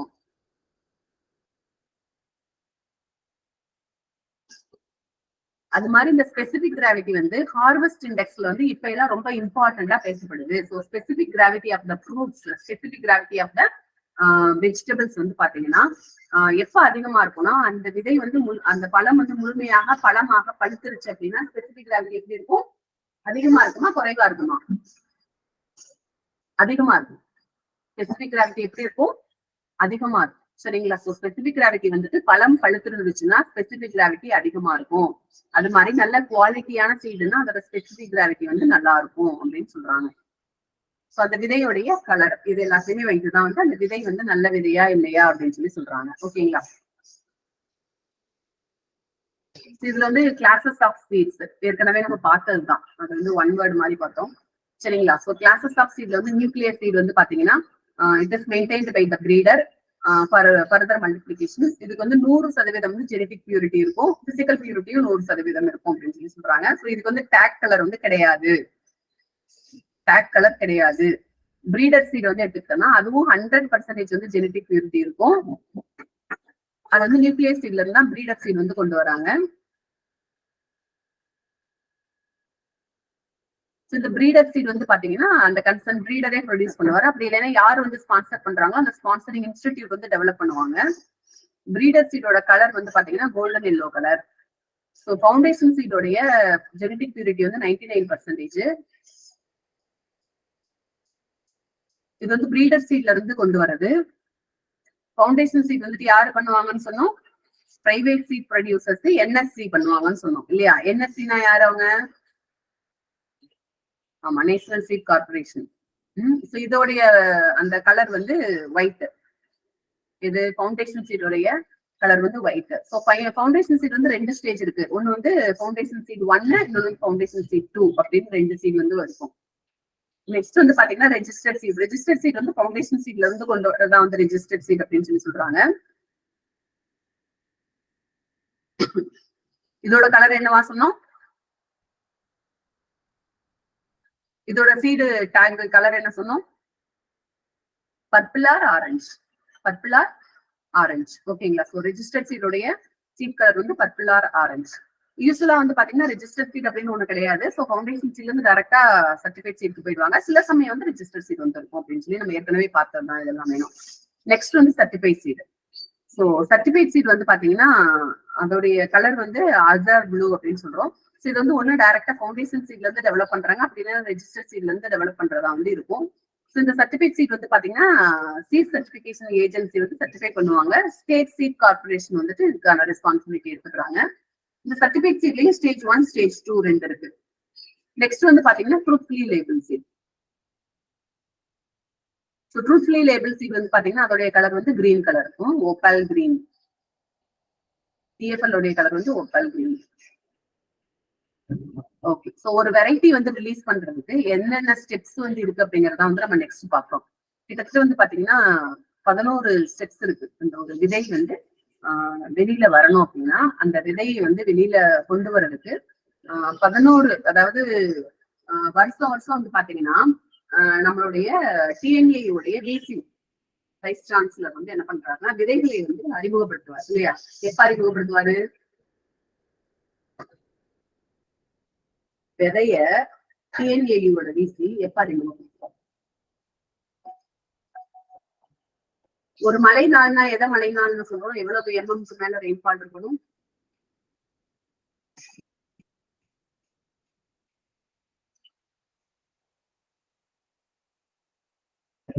ஒரு மழை நாள் என்பது எது? மழை பெய்யற அன்னைக்கெல்லாம் மழை நாளா? இல்ல எவ்வளவு மழை பெய்யணும்? 2.5 mm. Very good.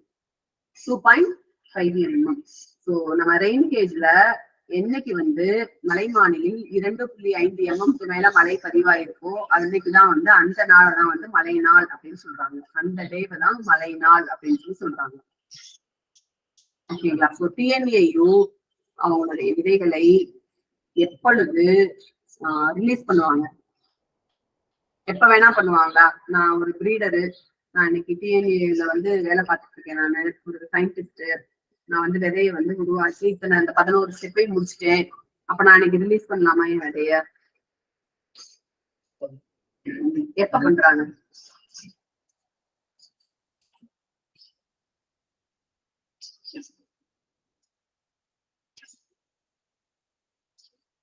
ஒரு வருடமும் தைப்பொங்கல் அன்று அந்த கன்சர்ன் விசி வந்து ரிலீஸ் பண்ணுவாங்க. நம்ம டிஎன்ஏயோட விசி வந்து ரிலீஸ் பண்ணுவாங்க விதைய. அவங்களுடைய அந்த இதெல்லாம் இருக்கு இல்லையா, மொத்த ரிசர்ச் இன்ஸ்டிடியூஷன்ஸ் எல்லாமே இருக்கு இல்லைங்களா, எங்கெங்க டிஎன்ஏயோட ரிசர்ச் இன்ஸ்டிடியூஷன்ஸ் இருக்கோ எல்லாருடைய விதைகளையும் அந்த விதைய வந்து அவங்க ரிலீஸ் பண்ற டேட் வந்து எப்பயா இருக்கும் அப்படின்னு பாத்தீங்கன்னா தைத்திருநாள் அன்னைக்குதான் வந்து ரிலீஸ் பண்ணுவாங்க. சரிங்களா? வருடம் தைத்திருநாள் அன்று தான் வந்து நம்ம டிஎன்ஏவை பொறுத்த வரைக்கும் விதையை வந்து ரிலீஸ் பண்ணுவாங்க. எல்லா நாளும் ரிலீஸ் பண்ண மாட்டாங்க.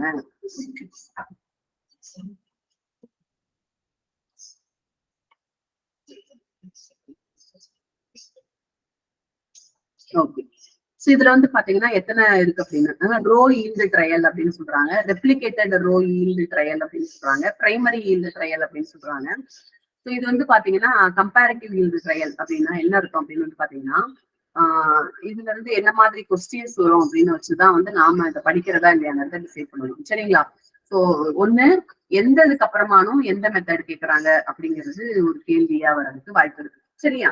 எந்ததுக்கு அப்புறமா எது இருக்கு அப்படின்னு சொல்றது வந்து ஒரு கேள்வியா வர வாய்ப்பு இருக்கு. நெக்ஸ்ட் வந்து அந்த ட்ரையல்ல என்ன நடக்கும் அப்படிங்கிறது வந்து கேட்கறதுக்கு வாய்ப்பு இருக்கு. சோ இந்த ரெண்டும் தான் வந்து இதுல வாய்ப்பு இருக்கு. இதுல வந்து பாத்தீங்கன்னா எவ்வளவு சான்சஸ் அப்படின்னு பாத்தீங்கன்னா ஒரு 10% to 15% சான்ஸ் இருக்கு இந்த பேராகிராஃப்ல இருந்து, இந்த லைன்ல இருந்து நமக்கு கேள்வி கேட்கறதுக்கு. ஆனா வாய்ப்புகள் வந்து 10 to 20% வந்து சான்சஸ் இருக்கு. சரியா? சோ அதனால ரொம்ப இன்டெப்த் வந்து நம்ம போக வேண்டாம். ஜஸ்ட் வந்து நீங்க அதை ரீட் பண்ணிக்கோங்க. ரீட் பண்ணிக்கிட்டு அப்படின்னா என்ன அப்படின்னு வந்து தெரிஞ்சுக்கோங்க. ஓகேங்களா? அது மட்டுமே வந்து போதும் இதை பொறுத்த வரைக்கும். ரொம்ப கன்ஃபியூஸ் பண்ணிக்க வேண்டாம். ஓகேவா? ஓகே.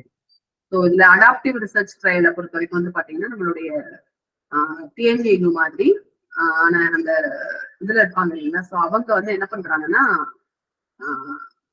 அவங்களுடைய அந்த ரிசர்ச் ஸ்டேஷன்ஸ் இருக்கும் இல்லைங்களா, ஸோ அந்த ரிசர்ச் ஸ்டேஷன்ல ஒரு எடுத்துக்காட்டுக்கு குறைந்தபட்சம் 50 இடங்களில் குறைந்தபட்சம் 50 இடத்துல அவங்க வந்து அந்த எம்எல்டி மல்டி லொகேஷன் ட்ரையல்ல இருந்து கிடைக்கிற அந்த விதையை எடுத்து வந்து இந்த அடாப்டிவ் ரிசர்ச் ட்ரையலுக்கு வந்து கொண்டு வருவாங்க. அடாப்டிவ் ரிசர்ச் ட்ரையலுக்கு கொண்டு வருவாங்க அப்படின்னா என்ன அர்த்தம்னா, எல்லா ஏரியாவுக்கும் இந்த விதை விதைச்சா வருமா, இல்ல குறிப்பிட்ட இடத்துல மட்டும்தான் அந்த விதை முளைக்குமா?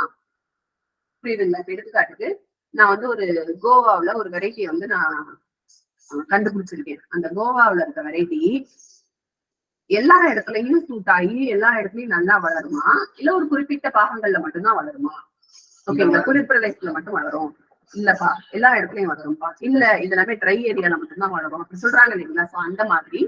சோ அதுதான் வந்து அடாப்டிவ் ரிசர்ச் ட்ரையல் அப்படின்றது. ஓகேங்களா? அது வந்து குறைந்தபட்சம் எவ்வளவு இடங்களில் அந்த இதை வந்து கண்டக்ட் பண்ணிருக்கணும்னா 50 இடங்களில் குறைந்தபட்சம் வந்து அடாப்டிவ் ரிசர்ச் ட்ரையல் ஆர்ட் வந்து பண்ணிருக்கணும்.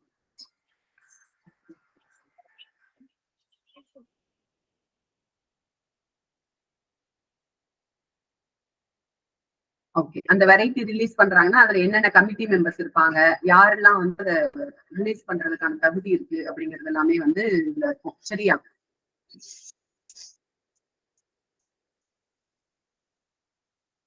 ஓகே. ஒரு சீட் ப்ரொடக்ஷன் வந்து செல்ஃப் பாலினேட்டட் கிராப் பண்றப்ப என்ன விஷயங்கள்லாம் வந்து நம்ம பார்க்கணும் அப்படிங்கிறது, லேண்ட் வந்து எவ்வளவு தேவைப்படும், ஐசோலேஷன் டிஸ்டன்ஸ் வந்து நம்ம முன்னாடியே பார்த்த மாதிரி வந்து 3 மீட்டர் வந்து ஐசோலேஷன் டிஸ்டன்ஸ் இருக்கணும்.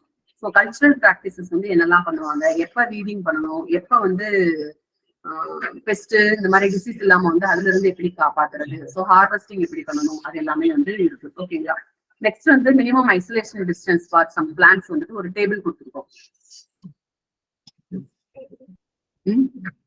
இந்த டேபிள்ல இருந்து கண்டிப்பா வந்து ஒரு கேள்வி இருக்கு நமக்கு. சரியா? திரும்ப திரும்ப வந்து ஒரு 4 தடவையாவது படிக்கணும். காட்டன்னா 50, 30. ஃபவுண்டேஷன் சீட் வந்து எவ்வளவு distance, isolation distance, certificate seed வந்து எவ்வளவு டிஸ்டன்ஸ் அப்படின்னு பாக்குறது. ஸோ இந்த டேபிள் வந்து ரொம்ப ரொம்ப இம்பார்ட்டன்ட். நம்ம இதுக்கு முன்னாடி பார்த்தது வந்து சும்மா ஒரு 4-5 ப்ராப்ளம் மட்டும் பார்த்தோம். இப்ப பாக்குறது வந்து ஃபவுண்டேஷன் சீட் தனியா பாக்குறோம், சர்டிபிகேட் சீட் தனியா பாக்குறோம். ஸோ இது வந்து ரொம்ப இம்பார்ட்டன்டான ஏரியா இந்த டேபிள். இது வந்து ரொம்ப முக்கியம். ஸோ நீங்க வந்து கண்டிப்பா ஒரு 4-5 தடவையாவது படிச்சு ஞாபகத்துல வச்சுக்கணும். ஓகேவா? ஸோ சீட் ஆக்ட் வந்து எப்ப சொன்னோம்? 66ல வந்து சீட் ஆக்ட். சீட் ரூல் வந்து 68 madam. 68 seed rule. Seed rule. இப்ப நம்ம வந்து சொல்றோம் இல்லைங்களா, இந்த மாதிரியான certification process, seed certification process வந்து பாத்தீங்கன்னா நம்ம பிரீடர் சீட் இருக்கு இல்லைங்களா, நியூக்ளியர் சீடு வந்து ஒண்ணும் பண்ண மாட்டாங்க. ஏன்னா அது அவர் தான் ரெடியே பண்ண ஒரு வெரைட்டியை ரிலீஸ் பண்றவங்க தான் ரெடி பண்ணி வச்சிருக்காங்க. நியூக்ளியர் சீட் ஒண்ணும் பண்ண மாட்டாங்க. அது மாதிரி பிரீடர் சீடுக்குமே வந்து பாத்தீங்கன்னா ஓகே, பிரீடர் சீடுக்குமே வந்து பாத்தீங்கன்னா சர்டிபிகேஷன் ப்ராசஸ் வந்து கிடையாது. ஓகேங்களா? சீட் சர்டிபிகேஷன் ஆபீசர் போய் அந்த விதை வந்து நல்ல விதை அப்படின்னு சர்டிஃபை பண்ணணும்னு அவசியம் இல்லை. ஓகேவா? அது எல்லாமே வந்து பாத்தீங்கன்னா ரிசர்ச் டைம்ல தான் இருக்குது. நெக்ஸ்ட் வர ஃபவுண்டேஷன் சீடும் சர்டிஃபைட் சீடு மட்டும்தான் வந்து சீட் சர்டிபிகேஷனுக்கு கீழே வரும். சீட் சர்டிபிகேஷனுக்கு கீழே வர்றது வந்து ஃபவுண்டேஷன் சீடும் சர்டிபிகேஷன் சீட் மட்டும்தான் வரும். நெக்ஸ்ட் வந்து ஃபீல்டு இன்ஸ்பெக்ஷன். சோ இந்த ஃபீல்டு இன்ஸ்பெக்ஷன்ல இது என்ன மாதிரி கேள்வி கேட்டிருக்காங்கன்னா, இந்த டேபிளும் ப்ரீவியஸ் இயர்ல கேட்டிருக்காங்க. ஓகேவா? எடுத்துக்காட்டுக்கு நீங்கள் வீரிய ஒட்டு ரகமான மக்காச்சோளத்தினை வந்து பயிர் கொள்ளும் பொழுது எத்தனை முறை சீட் சர்டிபிகேஷன் ஆபீசர், ஓகேங்களா, விதை சர்டிபிகேஷன் நடக்கும் விதை பதிவு செய்யும் அலுவலர் உங்களது வயலை வந்து பார்க்க வந்திருப்பாங்க அப்படிங்கிற அந்த நம்பர் இருக்கு இல்லைங்களா, அந்த நம்பர் வந்து முக்கியம். சோ இது வந்து ப்ரீவியஸ் இயர்ல கேட்டிருக்காங்க. 4 தடவை வராங்க, 2 தடவை வராங்க, 5 தடவை வராங்க அப்படின்னு நிறைய தடவை இதுக்கு முன்னாடி வந்து கொஸ்டின்ல கேட்டிருக்காங்க. சோ அது எந்தெந்த எப்ப ப்ராசஸ் அப்ப இப்ப வந்து ஃபர்ஸ்ட் இன்ஸ்பெக்ஷன் வந்துட்டு பிளான்டிங் அப்ப வருவாங்க, அடுத்து ஃபிளவரிங் அப்ப வருவாங்க, அதுக்கப்புறமா வந்து ஹார்வெஸ்டிங் அப்ப வருவாங்க அப்படிங்கிற மாதிரி எல்லாம் இருக்கும் இல்லைங்களா. எவ்வளவு நாளைக்கு ஒரு தடவை வருவாங்கிறது இந்த சைட்ல இருக்கு. ஸோ எப்பப்ப வருவாங்கிறதுலாம் முக்கியம் இல்ல, எத்தனை தடவை வருவாங்கிறது தான் முக்கியம். ப்ரீவியஸ் இயர்ல கேட்டதை வச்சு கேள்வி புரியுதுங்களா? சோ சொர்க்கம் நம்ம அது பேர் என்ன, நம்ம சோளம்னா 3 தடவை வருவாங்க. ஓகேங்களா? சோ நான் வந்து ஒரு விவசாயி, நான் வந்து என்ன பண்றேன்னா சீட் டொமேட்டோ, ஓகேங்களா, விதைக்கு வேண்டி தக்காளியினை பயிர் செய்துள்ளேன் எங்களது வயலில் அப்படின்னா ஃபர்ஸ்ட் வந்து நான் அப்ளை பண்ணணும். அந்த சீட் சர்டிபிகேஷன் இதுக்கெல்லாம் அப்ளை பண்ணி அதுக்கு ஒரு பெரிய டாக்குமெண்ட் இருக்கு. அந்த டாக்குமெண்ட்லாம் பதிவு பண்ணி நான் வந்து எனக்கு ஓகே நீங்க வந்து பண்ணுங்க அப்படின்னு என்ன பண்ணிடுறாங்கன்னா ஃபவுண்டேஷன் சீட் வந்து கொடுத்துருக்காங்க, இல்ல சர்டிபிகேட் சீட் வந்து கொடுத்துருக்காங்க. அத நான் விதைச்சதுக்கு அப்புறமானும் அந்த விதைச்சதுல இருந்து அறுவடைக்குள்ள எத்தனை தடவை அந்த சீட் சர்டிபிகேஷன் ஆபீசர் எனது வயலினை பார்வையிட்டு இருப்பார் அப்படிங்கறத கேள்வி. சரிங்களா? சோ இந்த நம்பர் வந்து இருக்கு இல்லையா, அது வந்து ரொம்ப முக்கியம். கண்டிப்பா வந்து இந்த கொஸ்டின் வரும். சோ நல்லா படிச்சுக்கோங்க அதை. ஓகேவா? சோ சர்டிபிகேஷனுக்கு வந்து எவ்வளவு பணம், எவ்வளவு காசு வந்து கேட்பாங்க, ரெஜிஸ்ட்ரேஷன் சார்ஜ் எவ்வளவு. சோ இது வந்து பாத்தீங்கன்னா 1 or 2 டைம்ஸ் ஒரு தடவை கேட்டிருக்காங்க. ஓகேங்களா? அவ்வளவு பெரிய இம்பார்ட்டன்ஸ் இல்ல, ஆனா தெரிஞ்சு வச்சுக்கோங்க. இது வந்து நாளை பின்ன நீங்க வந்து ஆபீசர் ஆகிறதுக்கு அப்புறமாவும் உங்களுக்கு இது எல்லாமே தேவைப்படும். சரிங்களா? இந்த எல்லாமே தேவைப்படும். சோ இது வந்து ரொம்ப இம்பார்ட்டன்ட். டோட்டி பொட்டன்சி. இப்ப இதோட முடியுது சீடு. ஓகேவா? நெக்ஸ்ட் வந்து ரொம்ப இம்பார்ட்டன்டான வார்த்தை டோட்டி பொட்டன்சி அப்படிங்கிறது வந்து பயோடெக்னாலஜியில பயோடெக்னாலஜியில நம்மளுடைய மைக்ரோ ப்ராபகேஷன் சொல்றோம் இல்லைங்களா, டிஷ்யூ கல்ச்சர் ப்ராபகேஷன்ல டோட்டி பொட்டன்சி அப்படிங்கிற அந்த வார்த்தை வந்து ரொம்ப இம்பார்ட்டன்ட். இந்த வார்த்தை நம்ம சயின்ஸ்லயும் நிறைய தடவை கேட்டிருக்காங்க, நம்ம இதுலயும் கொஸ்டின் வந்துருக்கு. ஸோ டோட்டி பொட்டன்சினா என்ன அப்படின்ட்டு, டோட்டி பொட்டன்சினா என்ன அப்படின்னு, what is mean by totipotency அப்படிங்கிறது என்ன?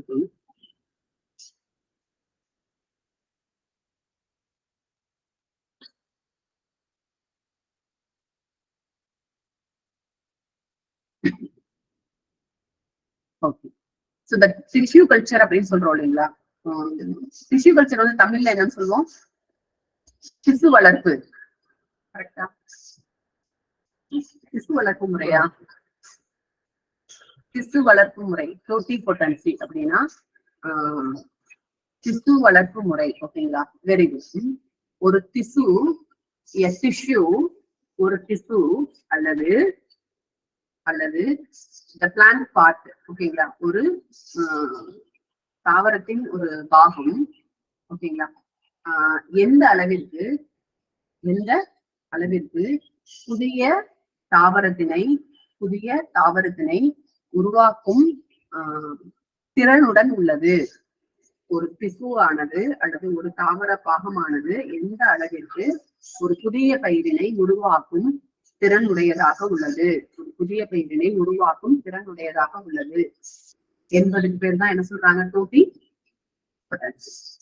அதுக்கு பேர் தான் வந்து டோட்டிபொட்டன்சி அப்படின்னு சொல்லி சொல்றாங்க.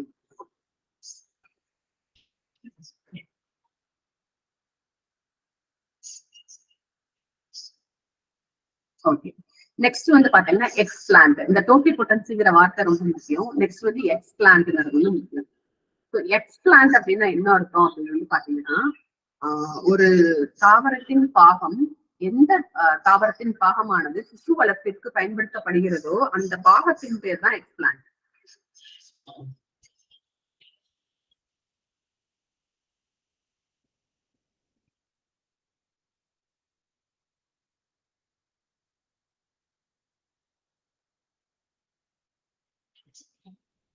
எக்ஸ்பிளான்ட்னா என்ன சொல்றாங்கன்னா, ஒரு தாவரத்தின் பாகம், எந்த தாவரத்தின் பாகமானது திசு வளர்ப்பிற்கு பயன்படுத்தப்படுகிறதோ அந்த தாவர பாகத்திற்கு எக்ஸ்பிளான்ட் என்று பெயர். ரூட், ஹைப்போகாட்டை, காட்டிலிடன் இதெல்லாமே சொல்லுவாங்க. நெக்ஸ்ட் வந்து பிளான்ட் பிசியாலஜி. பிளான்ட் பிசியாலஜி அப்படின்னா என்ன இருக்குன்னா, அந்த ஒரு தாவரத்தின் செயல்பாடு, அதனது வேலைகள், வெளிப்புற காரணிகளுக்கு அந்த தாவரமானது எவ்வாறு செயல்படுகிறது, ரியாக்ட் பண்ணுது அப்படின்னு சொல்லுவோம் இல்லைங்களா? இதை பற்றி படிக்கும் அறிவியல் தான் வந்து பிளான்ட் பிசியாலஜி அப்படின்னு சொல்றாங்க. ஃபாதர் ஆஃப் பிளான்ட் பிசியாலஜி வந்து ஸ்டீஃபன் ஹேல்.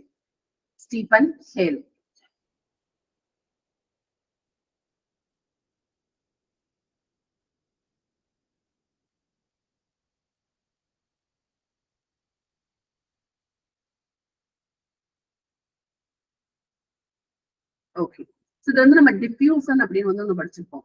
டிஃப்யூசன்னா தமிழ்ல என்ன சொல்லுவாங்க?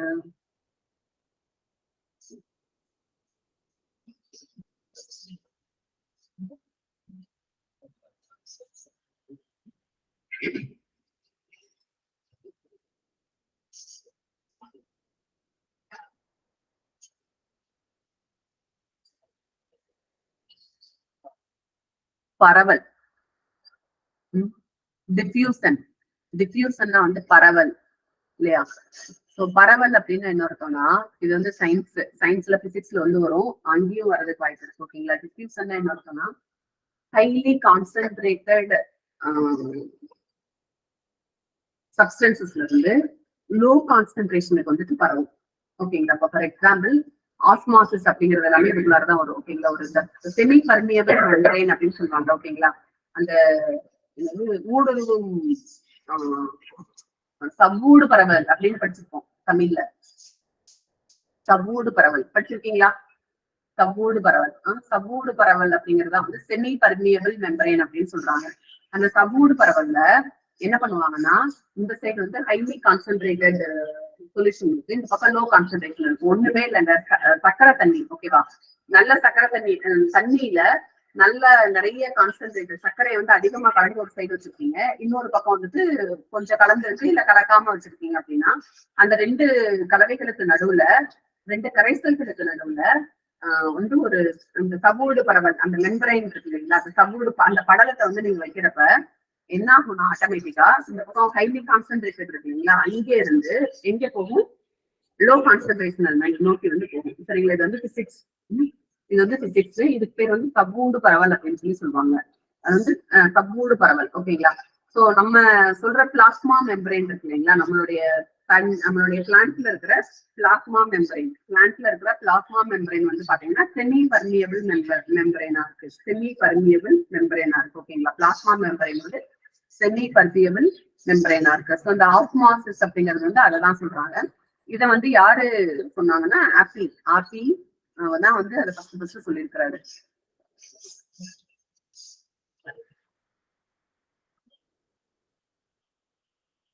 அந்த ஸ்ட்ராங் சொல்யூஷன் சொல்றோம் இல்லைங்களா, ஹைலி கான்சென்ட்ரேட்டட் சொல்யூஷனோட பேர் வந்து ஹைப்பர்டானிக் சொல்யூஷன் அப்படின்னு சொல்றாங்க.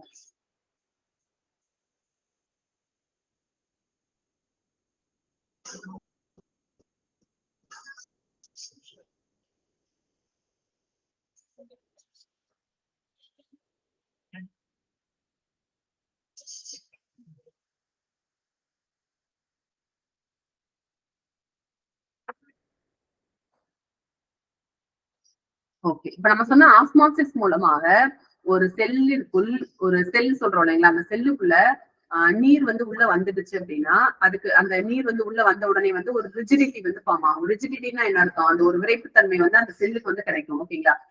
எடுத்துக்காட்டுக்கு நீங்க வந்து தண்ணி பாய்ச்சுவீங்க உங்களுடைய லேண்ட்ல.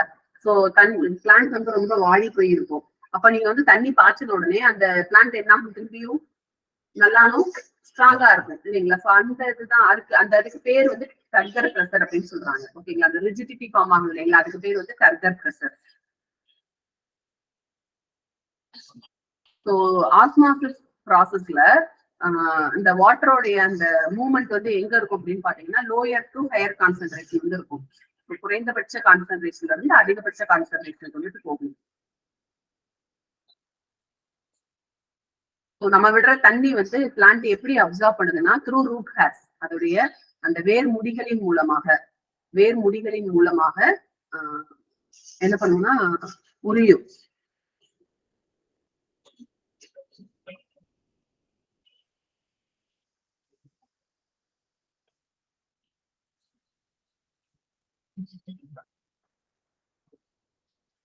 சோ தாவரங்கள் வந்து நீரையோ அல்லது சத்துக்களையோ நீரின் கீழே உறிஞ்சி மேல் நோக்கி தாவரத்துல வந்து மேல் நோக்கி போகுது இல்லைங்களா, அது எந்த பாகம் மூலமாக போகுதுன்னா ஜைலம் வெசல்ஸ் மூலமா போகுது இல்லைங்களா. சைலம் ஃப்ளோயம் அப்படின்னு படிச்சிருக்கீங்க இல்லைங்களா. அந்த சைலம் அந்த கற்றைகளின் மூலமாக மேல் நோக்கி வந்து நகருது. ஸோ டவுன்வர்டு மூவ்மெண்ட், அதாவது உணவு, அதுக்கு தேவையான உணவு வந்து போட்டோசிந்தசிஸ் மூலமாக சூரிய ஒளியிலிருந்து பெற்ற உணவு வந்து கீழ் நோக்கி தாவரத்தின் அனைத்து பாகங்களுக்கும் எதன் மூலமாக போகிறதுனா ஃப்ளோயம் மூலமாக போகிறது.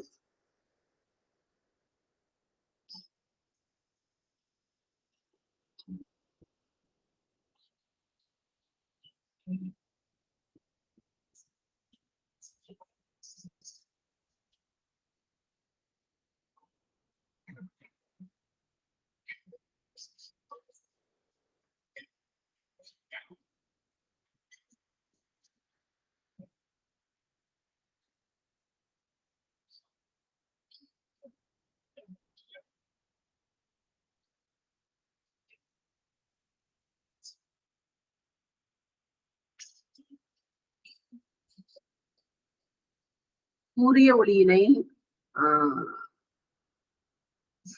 கெமிக்கல்னா வேதியியல் சூரிய ஆற்றலை வேதி ஆற்றலாக மாற்றும் தாவரத்துடைய செயல் தான் வந்து போட்டோசிந்தசிஸ் அப்படின்னு சொல்றாங்க. ஒளிச்சேர்க்கை சூரிய ஆற்றலை அல்லது ஒளி ஆற்றலை வேதி ஆற்றலாக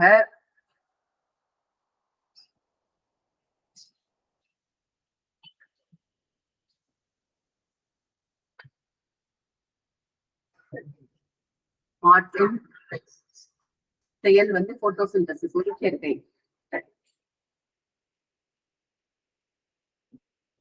இந்த போட்டோசிந்தசிஸ் வந்து எங்க நல்லா நடக்கும், எந்த ஒளிக்கற்றையில வந்து நல்லா நடக்கும் அப்படின்னு பாத்தீங்கன்னா 400 இருந்து 70 நானோமீட்டர். இது வந்து முக்கியம்.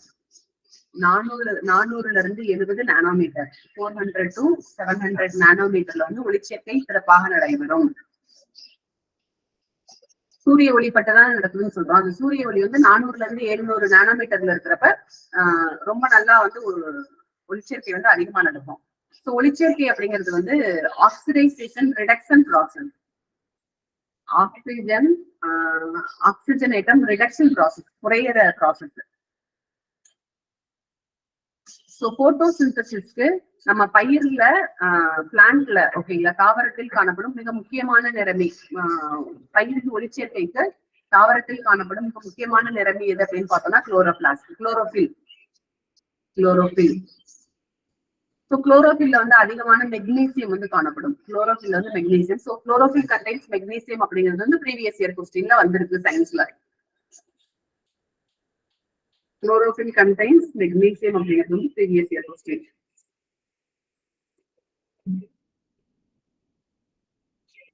So photosynthesis pigmentல வந்து பாத்தீங்கன்னா chlorophyll A and chlorophyll B அப்படின்னு ரெண்டு வகையான chlorophyll வந்துட்டு இருக்கு. So chlorophyll A பொறுத்த வரைக்கும் வந்து ப்ளூ கிரீன் கலரா இருக்கும். chlorophyll B பொறுத்த வரைக்கும் yellow green கலரா இருக்கும்.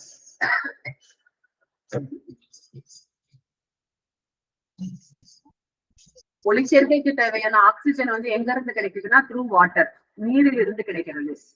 ஒளிச்சேர்க்கைக்கு தேவையான நீரானது ஒளிச்சேர்க்கைக்கு தேவையான ஆக்சிஜன் ஆனது எதிலிருந்து எதன் மூலமாக பெறப்படுகிறதுனா வாட்டர் மூலமா பெறப்படுகிறது. ஏன்னா வாட்டர் விச் கண்டெய்ன்ஸ் O இல்லையா, H2O இருக்கு. அந்த ஆக்சிஜன் வந்து வாட்டர் நீரில் இருந்து பெறப்படுகிறது.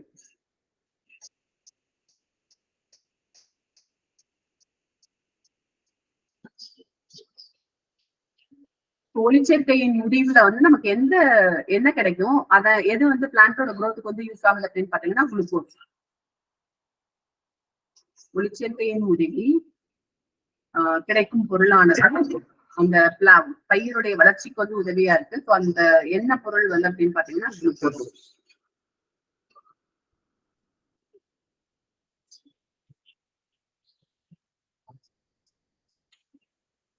போட்டோசிந்தசிஸ் நடக்கிறப்ப ஆக்சிஜன் வந்து வெளியிடப்படுகிறது, கார்பன் டை ஆக்சைடு வந்து என்ன ஆகுது, உள்வாங்கப்படுகிறது. ஆக்சிஜன் வந்து வெளியிடப்படுகிறது, CO2 வந்து உள்ளிழுக்கப்படுகிறது. ஓகே. சோ சில சமயம் வந்து பாத்தீங்கன்னா நீர் ஆவியாவதை தடுப்பதற்கு வேண்டி சில கெமிக்கல்ஸ் வந்து யூஸ் பண்ணுவாங்க ஓகேங்களா. சோ அந்த கெமிக்கலுடைய பேர் வந்து ஆன்டி டிரான்ஸ்பரன்ஸ், நீர் ஆவியாவதலை தடுக்கும் பொருட்டு சில வேதிப்பொருட்கள் வந்து பயிர்களின் மேலேயே வந்து தெளிப்போம். இந்த கயோலின் எல்லாமே வந்து பாத்தீங்கன்னா பயிர்களுடைய மேலேயே வந்து தெளிப்போம் சரிங்களா. அது வந்து என்ன பண்ணும் அப்படின்னு பாத்தீங்கன்னா ஆன்டி டிரான்ஸ்பரண்டா வந்து இருக்கு. சோ நீர் ஆவியாவதலை தடுக்கும் பொருள்களாக உள்ளது.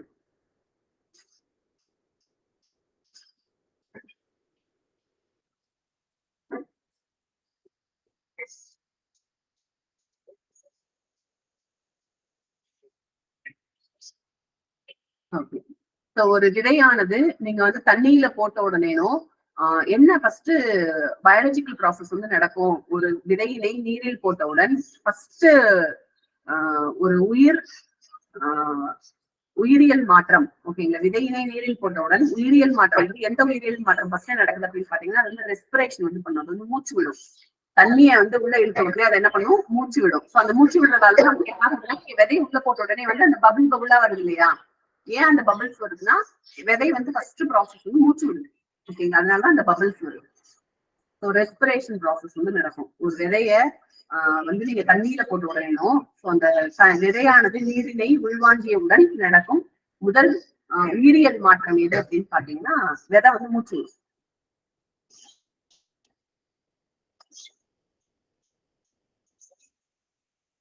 நம்ம C3 பிளான்ட் C4 பிளான்ட் பத்தி இதுக்கு முன்னாடியே படிச்சிருக்கிறோம் சரிங்களா. C4 பிளான்ட்ல வந்து லைட் ரியாக்ஷன் அல்பில் ரியாக்ஷன் வந்து பாத்தீங்கன்னா எங்க நடக்கும் அப்படின்னு பாத்தீங்கன்னா கிரானா குளோரோபில்ல வந்து நடக்கும். இதுவே வந்து பாத்தீங்கன்னா C3ல வந்து பாத்தீங்கன்னா ஸ்ட்ரோமா குளோரோபில்ல நடக்கும். சோ இந்த கிரானா அண்ட் ஸ்ட்ரோமா ரெண்டுமே வந்து பாத்தீங்கன்னா குளோரோபிளாஸ்ட்ல வந்துட்டு இருக்கு. C3 ரியாக்ஷனோட இன்னொரு பேர் வந்து பிளாக்மேன் ரியாக்ஷன். ஏற்கனவே நம்ம இதெல்லாமே பார்த்திருப்போம். C3 சைக்கிளோடைய இன்னொரு பேர் வந்து பிளாக்மேன் ரியாக்ஷன். இந்த ஃபைனல் ப்ராடக்ட் ஆஃப் C3 பாத்வேயோட ஃபைனல் ப்ராடக்ட் வந்து பாத்தீங்கன்னா PGA. C3 பிளான்ட்ஸ்க்கான எக்ஸாம்பிள் வந்து பாத்தீங்கன்னா ரைஸ், வீட், பீ அண்ட் சோயாபீன் வந்து C3 பிளான்ட் உடைய எக்ஸாம்பிள். நெல், கோதுமை, பட்டாணி, சோயாபீன்ஸ்.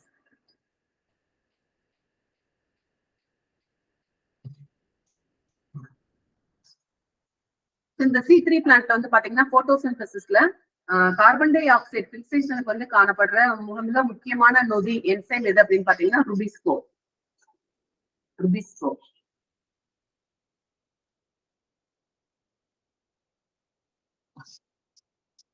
அந்த மாதிரி C4 சைக்கிள் வந்து also known as H-SLAC pathway.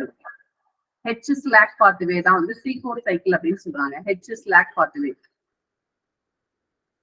C4 பாத்வேல வந்து ஃபர்ஸ்ட் வர்ற அந்த ப்ராடக்ட் வந்து பாத்தீங்கன்னா oxaloacetic acid, OAA, oxalo acidic acid. H-SLAC pathway அப்படின்னு சொல்றாங்க. அதோடைய ஃபர்ஸ்ட் ப்ராடக்ட் வந்து பாத்தீங்கன்னா C4 பாத்வேல வந்து ஃபர்ஸ்ட் ப்ராடக்ட் எது அப்படின்னு பாத்தீங்கன்னா ஆக்சலோ அசிடிக் ஆசிட்.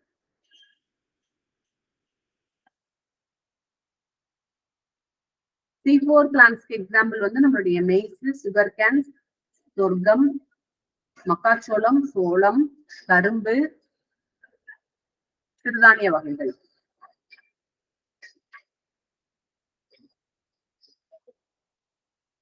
C4 பிளான்ட்ல வந்து எந்த என்சைம் வந்து நொதி வந்து மிக முக்கியமாக carbon dioxide fixation use ஆகுதுன்னா செப் கார்பாக்சலேஸ்.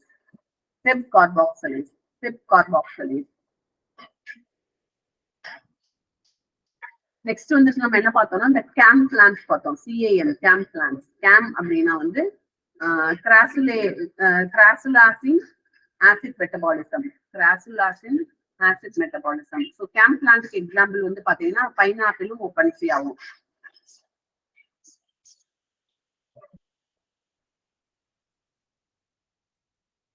வாட்டர் யூஸ் எஃபிஷியன்சி வந்து C4 பிளான்ட்ல C3 விட வந்து நல்லா இருக்கும், அதிகமா இருக்கும். இது ரொம்ப முக்கியம். Water use efficiency of C4 வந்து C3 விட அதிகமா இருக்கும். போட்டோசிந்தசிஸ் ரேட் வந்து C4ல கம்மியா இருக்கும், C3ல அதிகமா இருக்கும். வைஸ் வர்சா ரெண்டுமே வந்து மாறி இருக்கு. சரிங்களா? C3ல அதிகமா இருக்கு போட்டோசிந்தசிஸ் ரேட், C4ல கம்மியா இருக்கு. வாட்டர் யூஸ் எஃபிஷியன்சி வந்து C4ல அதிகமா இருக்கும், C3ல கம்மியா இருக்கும், மாறி இருக்கும்.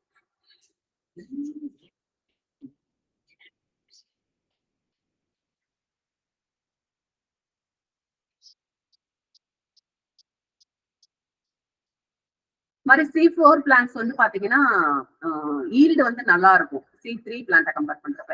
ஏன்னா ரெஸ்பிரேஷன் வந்து லெஸ்ஸா இருக்கு. சோ ரெஸ்பிரேஷன் அப்ப சுவாசித்தலின் போது பயிர்களுக்கும் ஆக்சிஜன் வந்து தேவைப்படும். இது ரொம்ப முக்கியமான விஷயம். சுவாசித்தலின் போது பிளான்ட்டுக்கும் ஆக்சிஜன் வந்து தேவைப்படும். உலகத்தில் இருக்கும் அனைத்து உயிரினங்களுக்கும் சுவாசிக்கணும் அப்படின்னா ஆக்சிஜன் வேணும். சரிங்களா? அது வந்து தாவரமாகட்டும், விலங்காகட்டும், என்னவா இருந்தாலும், 50 மைக்ரோபா இருந்தாலும். போட்டோசிந்தசிஸ் ப்ராசஸ் தான் வந்து என்ன ஆகுதுன்னா கார்பன் டை ஆக்சைடு வச்சுட்டு உள்ள இருக்கிறாங்க, ஆக்சிஜன் வந்து வெளியேற்றுறாங்க. அது ரொம்ப important. So NAD2 produce how many ATP? 3. Glycolysis. இது முக்கியம். கிளைகோலைசிஸ் ப்ராசஸ் வந்து எங்க நடக்கும் அப்படிங்கிறது சைட்டோபிளாசம்ல நடக்கும். இது நம்ம சயின்ஸுக்கு முக்கியம். இங்க எப்படி முக்கியமோ அது மாதிரி சயின்ஸுக்கும் முக்கியம். இங்க விட சயின்ஸ்ல தான் கேட்க வாய்ப்பு இருக்கு. சோ கிளைகோலைசிஸ் ப்ராசஸ் வந்து சைட்டோபிளாசம்ல தான் நடக்கும். இது வந்து ரொம்ப முக்கியம். ப்ரீவியஸ் இயர்ல கேட்டிருக்காங்க. கிளைகோலைசிஸ் ப்ராசஸ் எங்க நடக்கும் அப்படிங்கிறது சைட்டோபிளாசம்ல. சோ கிளைகோலைசிஸ் ப்ராடக்ட் உடைய ஃபைனல் ப்ராடக்ட் வந்து பைருவேட். இதுவும் இம்பார்ட்டன்ட். ப்ரீவியஸ் இயர்ல கேட்டிருக்காங்க.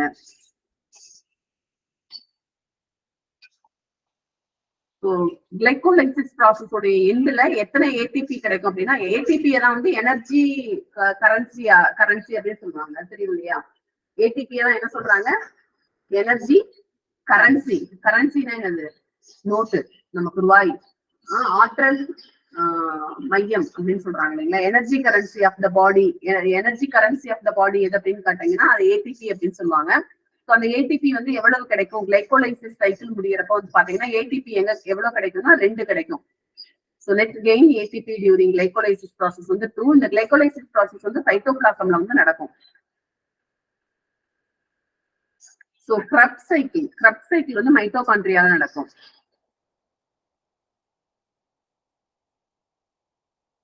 One molecule of glucose வந்து which contains எவ்வளவு ATP வந்து ரிலீஸ் பண்ணும்னா 36 ATP வந்து ரிலீஸ் பண்ணும். ப்ரீவியஸ் இயர் क्वेश्चन முக்கியம்.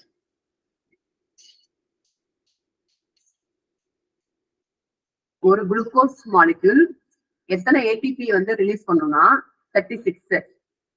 கிளைகோலைசிஸ் சைக்கிள்ல கிடைக்கிற ATP வந்து 2.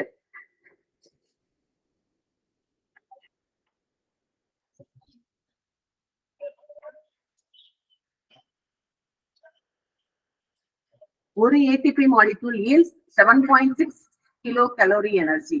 ஒரு ATP எவ்வளவு வருதுன்னா 7.6 kilocalorie energy. இது வந்து இம்பார்ட்டன்ட், ப்ரீவியஸ் இயர்ல கேட்டிருக்காங்க.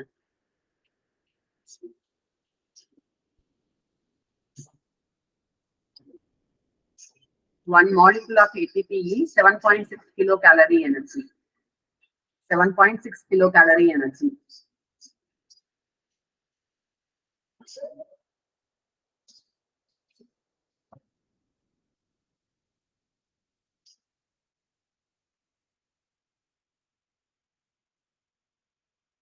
நீர் வந்து எப்படி நம்ம பயிர்கள்ல இருந்து வெளியில போகுதுன்னா நீராவி போக்கின் மூலமாக போகிறது. வேப்பர் ஃபார்ம்ல வந்து வெளியே போகும் அப்படின்னு சொல்றாங்க.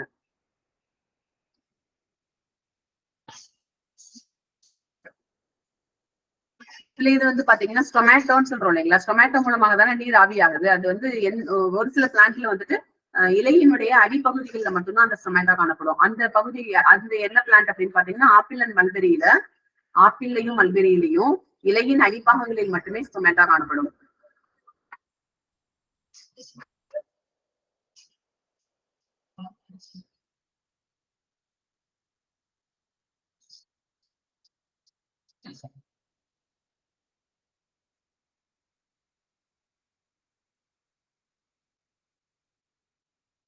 அது மாதிரி பொட்டேட்டோலையும் வந்து லோயர் சர்ஃபேஸ்ல தான் காணப்படும்.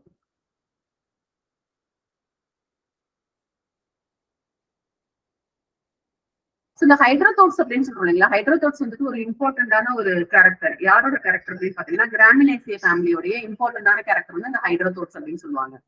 கிராமினேசி அப்படிங்கிறது வந்து யாரு, இந்த புல் வகை குடும்பங்கள் இருக்கு இல்லைங்களா, அவங்களுடைய முக்கியமான கேரக்டர் வந்து ஹைட்ரோதோட்ஸ். இது வந்து ரொம்ப முக்கியமான கொஸ்டின், ப்ரீவியஸ் இயர்ல கேட்டிருக்காங்க. ஓகேங்களா.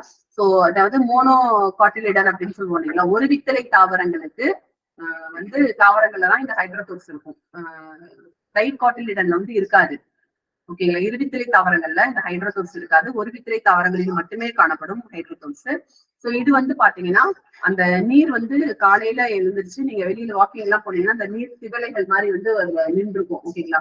அப்படி இல்லைன்னா வந்து ஒரு நுரையா வந்து புல்லு மேலையெல்லாம் வந்து ஒயிட்டா நுரையா நிற்கும்.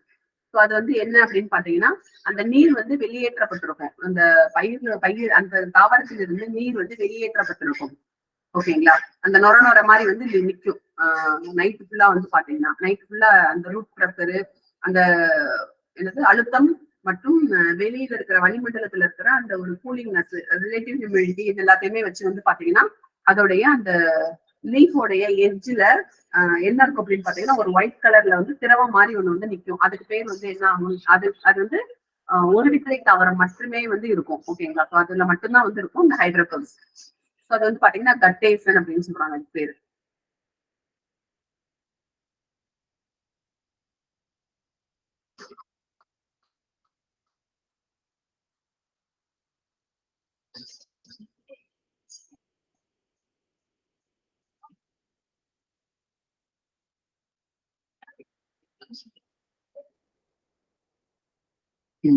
இது previous year question. So the growth of the plant is measured by axonometer or கிறிஸ்கோகிராஃப். கிறிஸ்கோகிராஃப் தான் வந்து நமக்கு ஆப்ஷன்ல இருக்கும். இதுக்கு முன்னாடி இருந்த ஆப்ஷன்ல கிறிஸ்கோகிராஃப் இருந்தது. ஒரு பயிரோடைய ஒரு தாவரத்தினுடைய வளர்ச்சி எந்த கருவியின் மூலம் அளவிடப்படுகிறது? ஆக்சனோமீட்டர், கிறிஸ்கோகிராஃப். கிறிஸ்கோகிராஃப் வந்து ரொம்ப முக்கியம். கிறிஸ்கோகிராஃப் தான் இதுக்கு முன்னாடி கேட்டதுல ஆப்ஷன்ல இருந்தது. ஸோ ஆக்சனோமீட்டர் வந்து இல்ல, பட் ஆக்சனோமீட்டர் தெரிஞ்சுக்கோங்க. ஒரு பயிர் எவ்வளவு வளர்ந்துருக்கு அப்படிங்கறது பாக்குறதுக்கு எது யூஸ் ஆகுது அப்படின்னு பாத்தீங்கன்னா ஆக்சனோமீட்டர் அல்லது அந்த கிறிஸ்டோகிராஃப் இது ரெண்டும் தான் வந்து யூஸ் ஆகுது.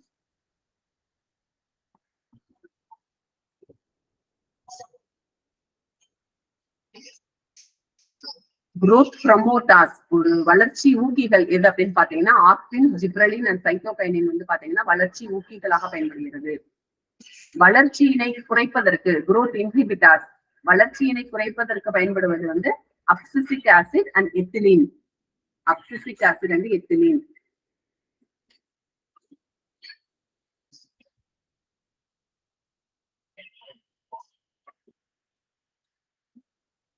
senescence is delayed அதாவது வயது முதிர்ச்சி அல்லது செல்லுடைய முதிர்ச்சி வந்து தள்ளி போடுவதற்கு வந்து சைட்டோகைனின் வந்து யூஸ் ஆகுது.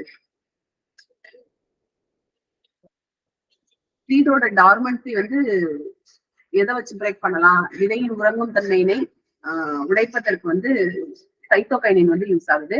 விதையை வந்து உறங்க செய்வதற்கு வந்து அப்சிசிக் ஆசிட் வந்து யூஸ் ஆகுது. விதையினை உறக்க நிலைக்கு கொண்டு செல்வதற்கு அப்சிசிக் ஆசிட் வந்து பயன்படுது. விதையினுடைய உறக்கத்தினை உடைப்பதற்கு தவிர்ப்பதற்கு வந்து சைட்டோகைனின் வந்து யூஸ் ஆகுது. ஃப்ரூட் ரைப்பனிங் வந்து எத்திலீன் ஏற்கனவே பார்த்ததுதான்.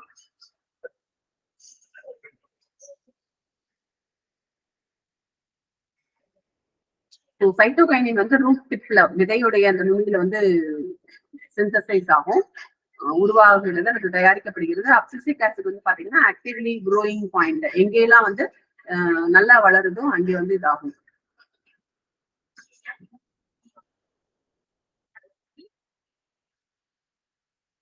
ஓகே, ஸோ நெக்ஸ்ட் வந்து பாத்தீங்கன்னா இந்த போட்டோ பீரியாடிசம் அப்படின்னு சொல்லுவாங்க. போட்டோ பீரியாடிசம் என்ன அப்படின்னா என்ன இருக்கும் அப்படின்னு பாத்தீங்கன்னா எவ்வளவு ஒரு நாளில் அந்த பயிருக்கு எவ்வளவு சூரிய ஒளி, எவ்வளவு மணி நேரம் சூரிய ஒளி தேவைப்படுகிறது அப்படிங்கிறத வந்து போட்டோ பீரியாடிசம் அப்படின்னு சொல்றாங்க. ஓகேங்களா? ஸோ ஒரு பயிருக்கு எவ்வளவு நாள் அந்த சூரிய ஒளி வந்து எவ்வளவு நேரம் வந்து சூரிய ஒளி தேவைப்படுகிறது அப்படிங்கிறது வந்து ரொம்ப இம்பார்ட்டன்ட். ஸோ இதுல வந்து பாத்தீங்கன்னா short day plant, long day plant அப்படின்னு சொல்லுவாங்க. ஸோ ஷார்ட் டே பிளான்ட்டை பொறுத்த வரைக்கும் 10 மணி நேரத்திற்கும் குறைவான 10 மணி நேரத்திற்கும் ஒரு நாளில் 10 மணி நேரத்திற்கும் குறைவான அந்த சூரிய ஒளி அல்லது டே லென்த் அப்படின்னு சொல்லுவாங்க. ஓகேங்களா? 10 மணி நேரத்திற்கும் குறைவான டே லென்த் இருந்துச்சுனாலே ஷார்ட் டே பிளான்ட் வந்து ரொம்ப நல்லா வளரும். இதுவே வந்து பாத்தீங்கன்னா லாங் டே பிளான்ட் அப்படின்னீங்கன்னா 14 மணி நேரத்துக்கு மேல வந்து அந்த டேவோட லென்த் இருக்கணும். 14 மணி நேரத்துக்கு மேல டே லென்த் இருந்துச்சுனாதான் அந்த பிளான்ட் நல்லா வளரும். இந்த ஹவர்ஸ் வந்து ரொம்ப முக்கியம். கரீஃப் பிளான்ட் வந்து ஷார்ட் டே பிளான்ட்ல வரும், ராபி வந்து லாங் டே பிளான்ட்ல வரும். இந்த கரீஃபும் ராபியும் எந்த டே பிளான்ட்ல வருங்கிறதும் இம்பார்ட்டன்ட், ப்ரீவியஸ் இயர்ல கேட்டிருக்காங்க.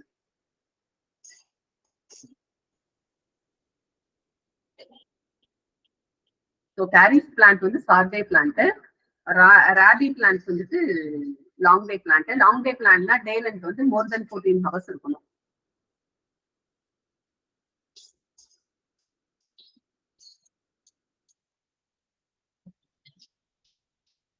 மாதிரி கால்சியம் வந்து செல்வால் ஃபார்மேஷன் வந்து கால்சியம் ரொம்ப இம்பார்ட்டன்ட். செல் வால் ஃபார்மேஷனுக்கு வந்து கால்சியம் ரொம்ப இம்பார்ட்டன்ட்.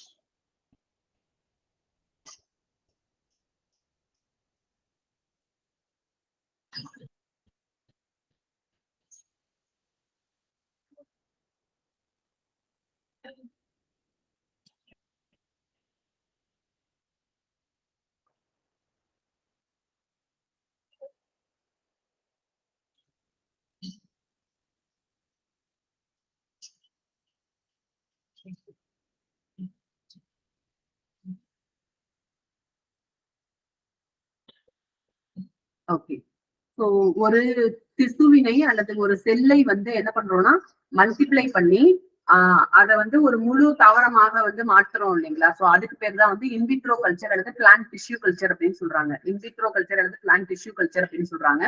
நம்ம ஏற்கனவே பார்த்துட்டோம் எக்ஸ்பிளான்ட்னா என்ன அப்படின்னு. எந்த தாவர பாகம் வந்து யூஸ் ஆகுதோ அதுதான் வந்து எக்ஸ்பிளான்ட் அப்படின்னு சொல்றாங்க. ஸோ இந்த பிளான்ட் டிஷ்யூ கல்ச்சர்ல யூஸ் பண்ற மீடியம் வந்து என்ன அப்படின்னு பாத்தீங்கன்னா B5 அல்லது MS மீடியம் அப்படின்னு சொல்லுவாங்க. B5 அல்லது MS மீடியம். ஸோ இது வந்து ரொம்ப இம்பார்ட்டன்ட். B5 அல்லது MS மீடியம் வந்து யூஸ் பண்றாங்க டிஷ்யூ கல்ச்சர்ல. எந்த மீடியம் வந்து யூஸ் பண்றாங்கன்னா B5 அல்லது MS மீடியம் வந்து யூஸ் பண்றாங்க.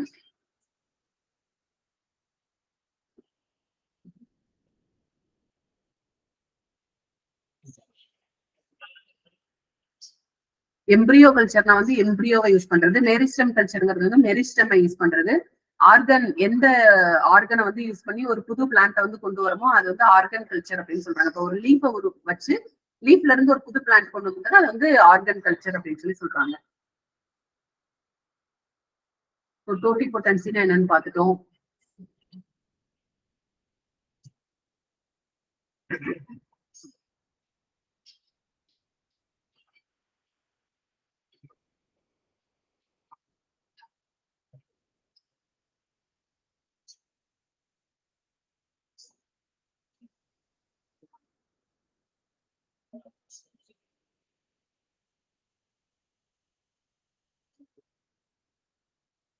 ஃபாதர் ஆஃப் ஜெனெட்டிக் என்ஜினியரிங் வந்து பவுல் பர்கர், அது இம்பார்ட்டன்ட்.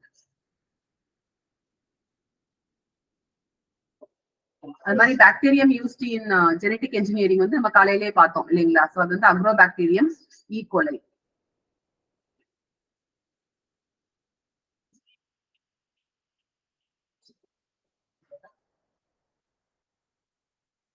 பிசிஆர் உடைய ஃபுல் ஃபார்ம் வந்து பாலிமரேஸ் செயின் ரியாக்ஷன், அதுவும் இம்பார்ட்டன்ட்.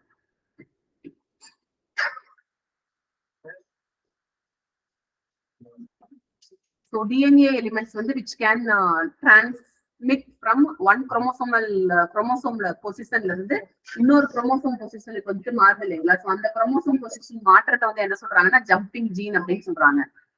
குரோமோசோம் மாற்றத்தை வந்து ஜம்பிங் ஜீன் அப்படின்னு சொல்றாங்க. RFLD, RADP, RAPD வந்து important. Random amplified polymorphic DNA, random amplified polymorphic DNA. PCR வந்து இம்பார்ட்டன்ட், பாலிமரேஸ் செயின் ரியாக்ஷன்.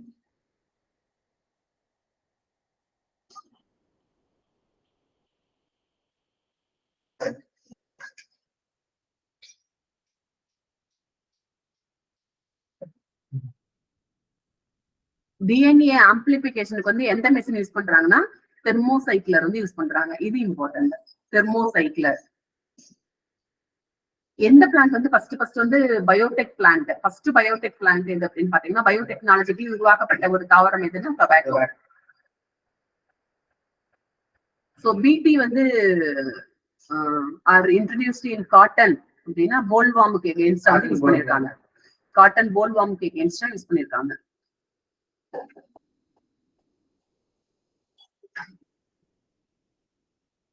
எந்த பெஸ்டுக்கு எகெயின்ஸ்டா வந்து பிடி ஜீன்ஸ் வந்து இன்ட்ரடியூஸ் பண்ணிருக்காங்கன்னா காட்டன் போல்வாம்.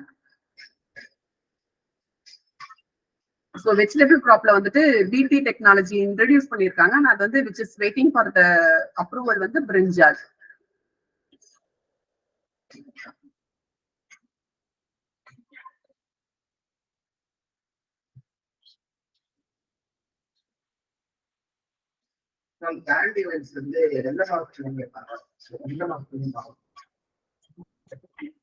நீங்க வந்து பார்க்க வேண்டியது நமக்கு எப்ப நோட்டிபிகேஷன் வந்ததோ அதுல 3 மாசத்துக்கு முன்னாடி இருந்து இந்த 3 மாசம் முன்னாடி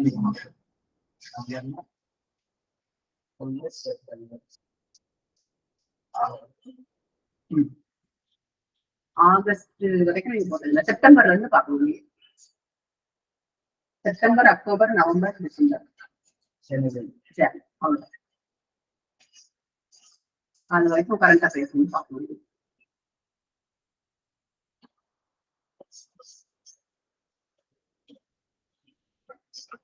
பிராட் லீஃப்டு இருக்கு இல்லைங்களா? அந்த பிராட் லீஃப் வீட்ல கொண்டதுக்கு வந்து 2,4-D வந்து யூஸ் பண்றாங்க. டைரக்டரேட் ஆஃப் வீட் ரிசர்ச் வந்து நம்ம இந்தியாவுல கர்னல்ல இருக்கு. கர்னல் ஸ்டேட் பாருங்க எங்க இருக்குன்னு. அது இம்பார்ட்டன்ட். யூபின்னு நினைக்கிறேன், பட் கன்ஃபார்ம் இல்ல. நமக்கு நிறைய நேரம் வந்து கர்னல்னு கொடுக்க மாட்டாங்க, அந்த ஸ்டேட்டை கொடுத்து கேட்பாங்க.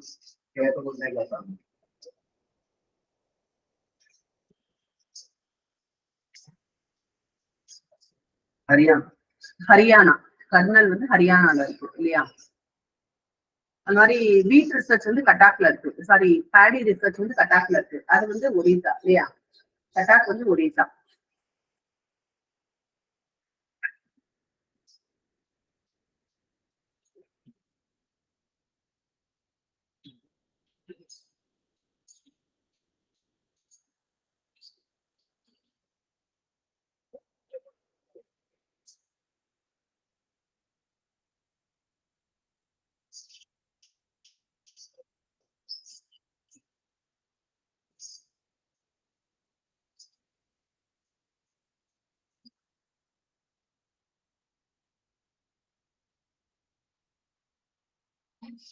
சோ இந்த மாதிரி தான் இருக்கும் மேக்ஸிமம் நம்ம கொஸ்டின். ஓகேங்களா, நம்ம ஆல்மோஸ்ட் வந்து கவர் பண்ணியிருக்கோம். இப்ப வரைக்கும் காலையில இருந்து பார்த்ததுல எதுவும் டவுட் இருந்துச்சுன்னா நம்ம இப்ப கேட்கலாம். சோ டெஸ்ட் கிராஸ் அப்படிங்கிறது வந்து ஹைபிரிடையும் ரிசர்சிவ் பேரண்டையும் கிராஸ் பண்றதா வந்து டெஸ்ட் கிராஸ். நல்லிசோம்னா வந்து 2 - 2 இல்லையா? குரோமோசோம் பேர்ல வந்து 2 குரோமோசோம் வந்து மிஸ் ஆகுறதுனா வந்து நல்லிசோம்.